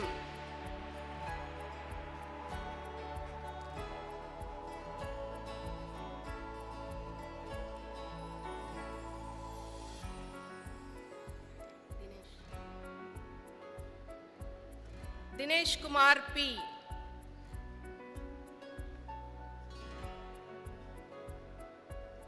Naveen Kumar T.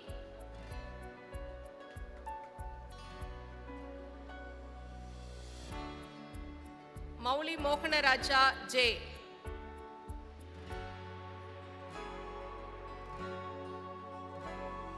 Manoj Babu K.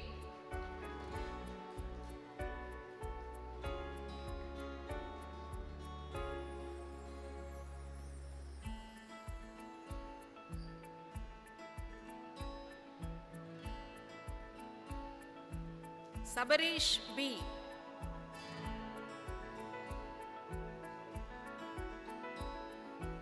Sabarish R.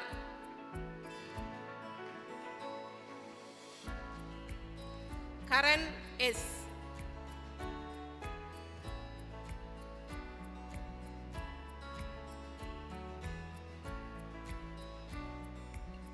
Sai Charan M.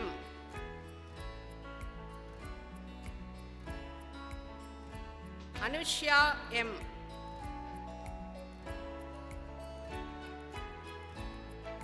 Gayatri A.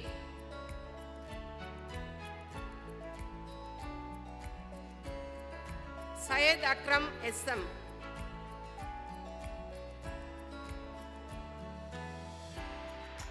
Priyadarshan S.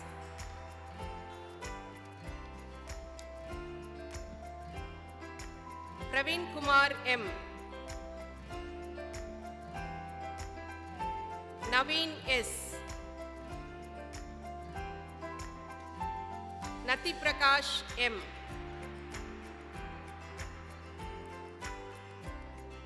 Pavitran CJ.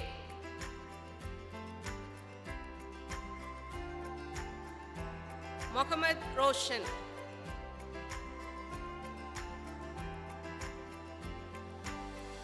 Harshini K.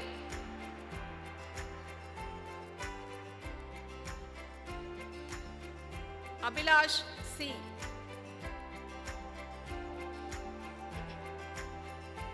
Sriniti PM.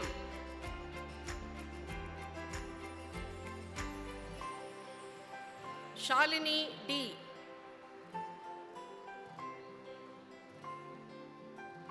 Ashwin.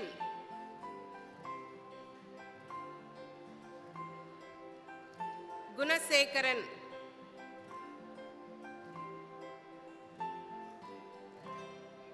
Harish R.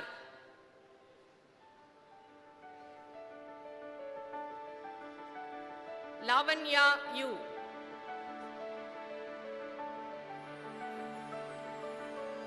Jebin Andrews V.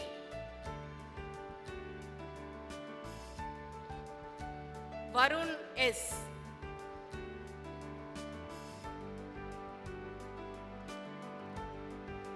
Vinit R.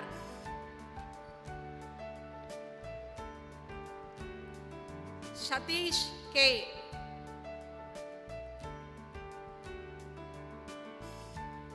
Vijay Prasad B. Sharan Raj S.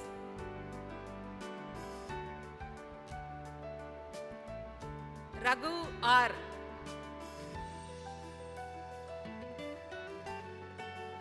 Kumarais VG.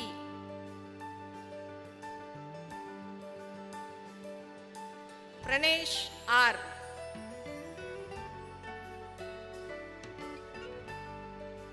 Preeti M.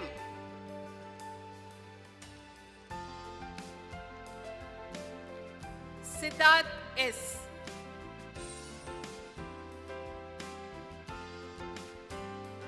Jayaram.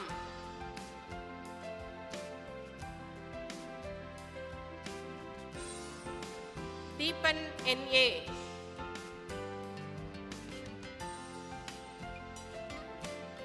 Dayanidhi Balaji K.K.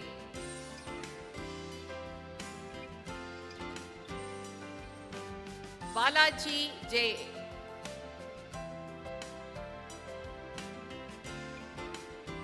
Madhushri J.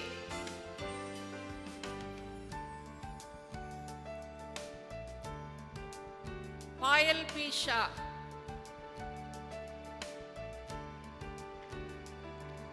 Revati S.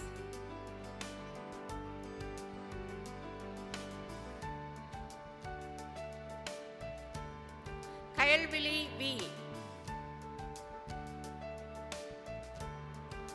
Yuvashri B.N.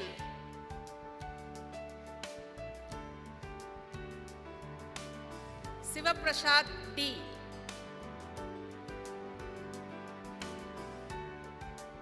Abhishek R. Ajay P.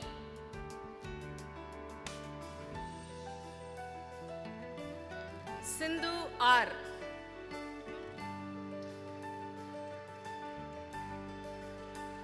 Vimukti Supriya A.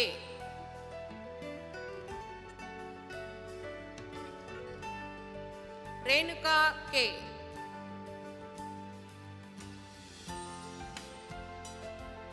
Preeti KM.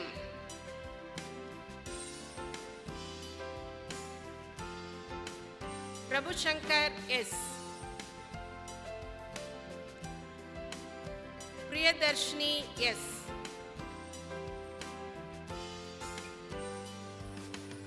Santana Karthik B.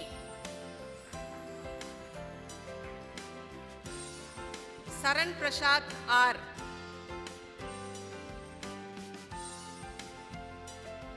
Santosh Shivam MK.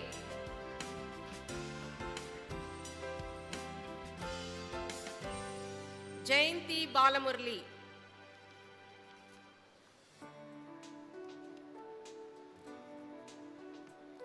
Sharan Hariharam Vasan.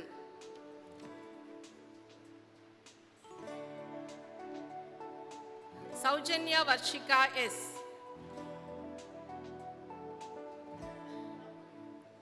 Shruti K.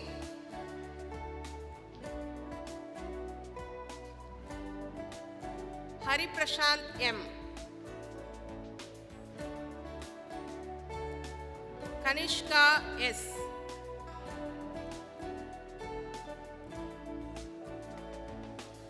Akila Shubha S.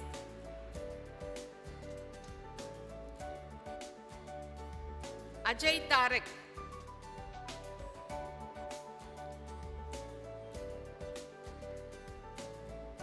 Priyanka PT.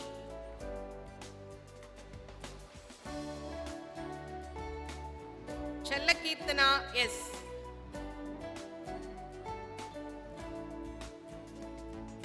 Binsa S.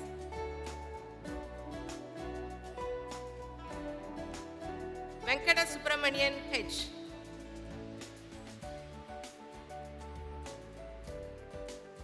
Vishnu Prasad M.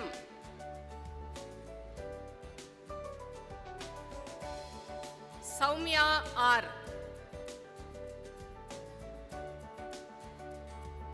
Safrin S.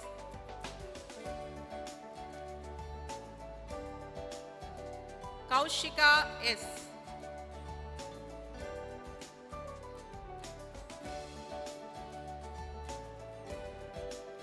Pragadishwaran R.A.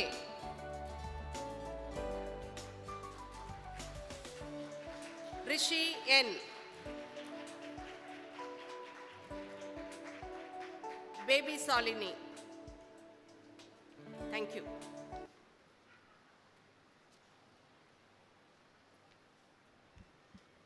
I, Professor Dr. E. Sarojini, present unto you the candidate in person in the discipline of civil engineering who have been certified after examination to the duly qualified to receive the degree of Anna University, Chennai. T. Jensel.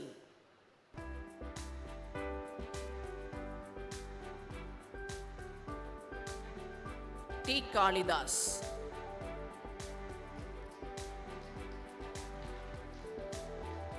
V. Tamil Selvan.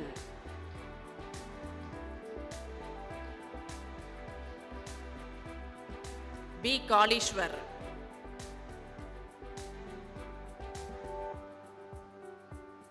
J. Yogesh.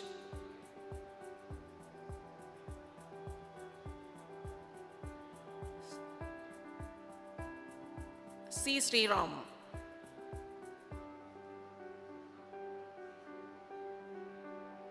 P. Gogul.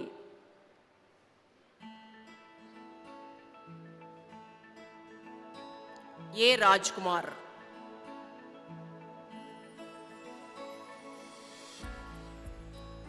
R. Sri Sudarshan.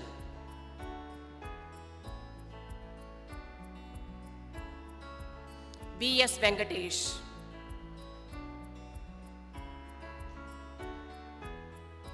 R. R. Bala Muralidharan.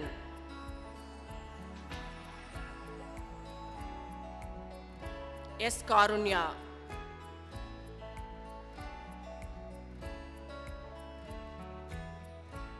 S. Balamurugan.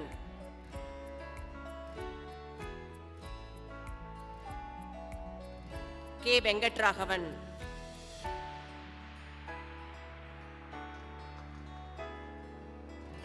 V. Ragul.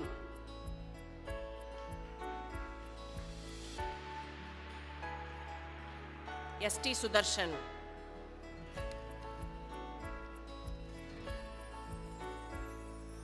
B. Viji.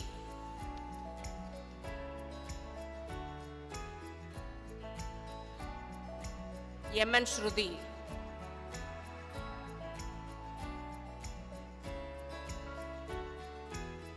P. Kavya.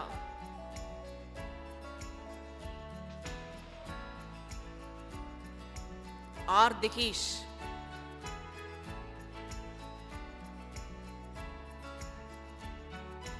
A. Niveta.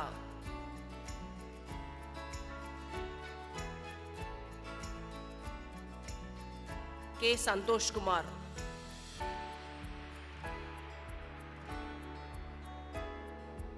N. Karthik Prabhu.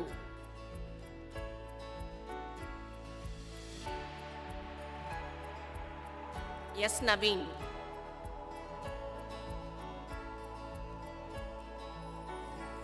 V. R. Lokaram.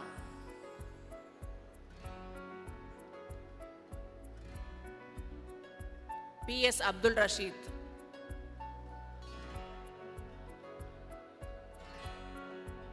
R. Abhirami.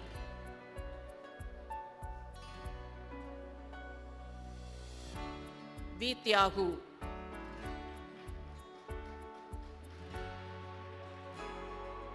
K. P. Ranjit.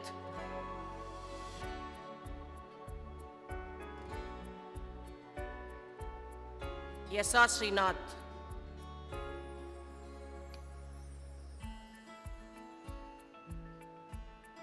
G. Karthik Raja.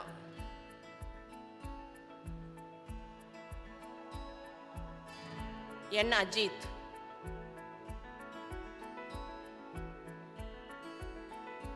O. Jai Manoj.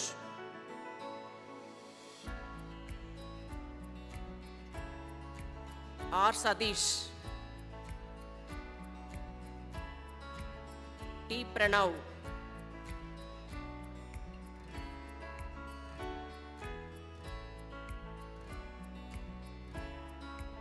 K. Mohammad Shamin.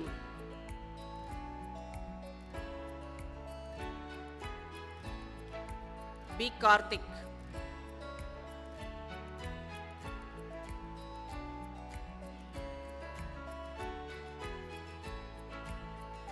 B. Karthik.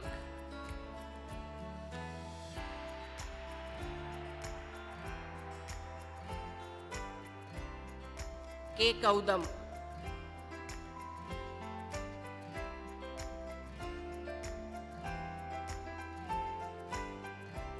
V. Sindhu Devi.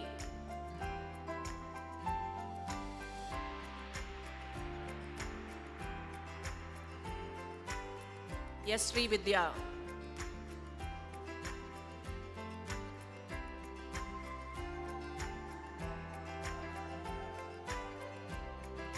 Meghana Rahutaman Sri Devi.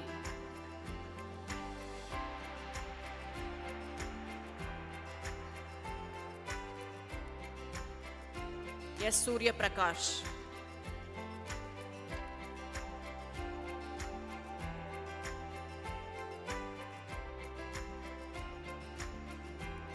K. Kavya.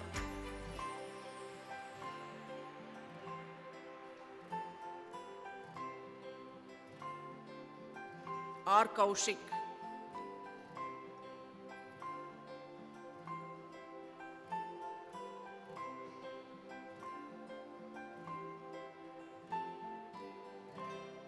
K. Tanukrishna.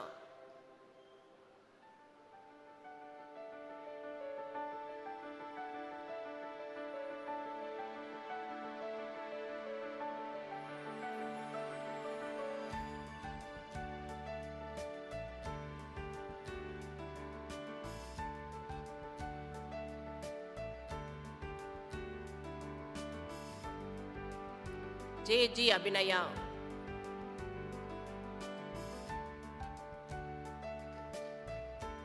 C. Kanagi.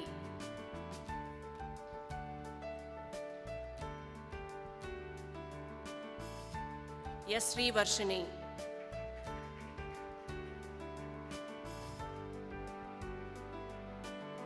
B. S. Ilangovan.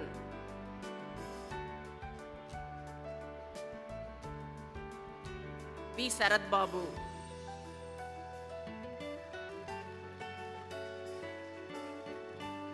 A. Jai Prashant.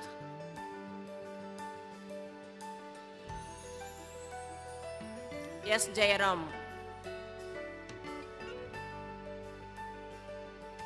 A. Ramakrishnan. Thank you.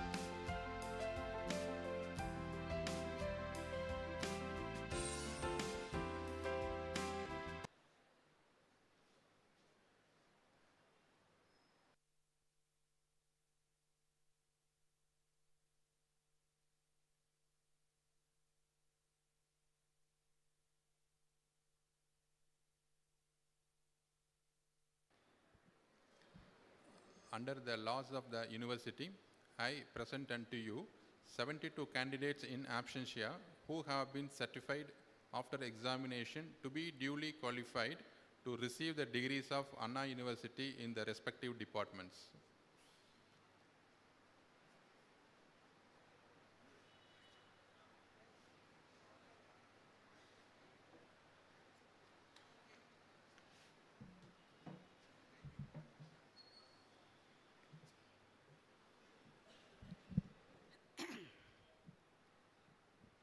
Administration of the pledge.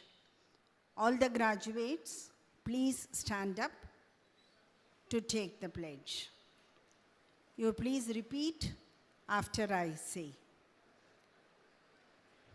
We shall, in thought, word, and deed, ever endeavor to be scrupulously honest in the discharge of our duties in our profession, and shall uphold the dignity and integrity of our profession and the honor of our university.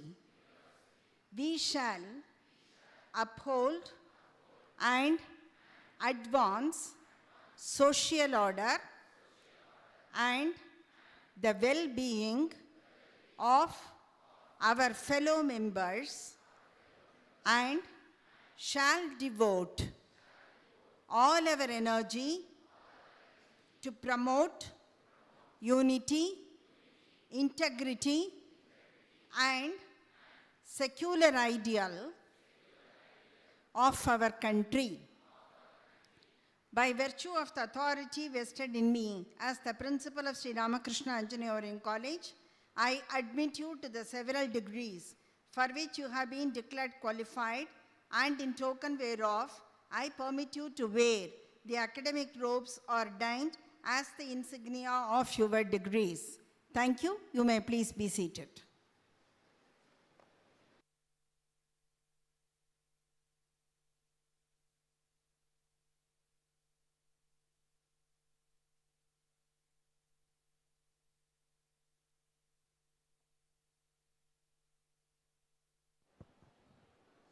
I dissolve this graduation ceremony.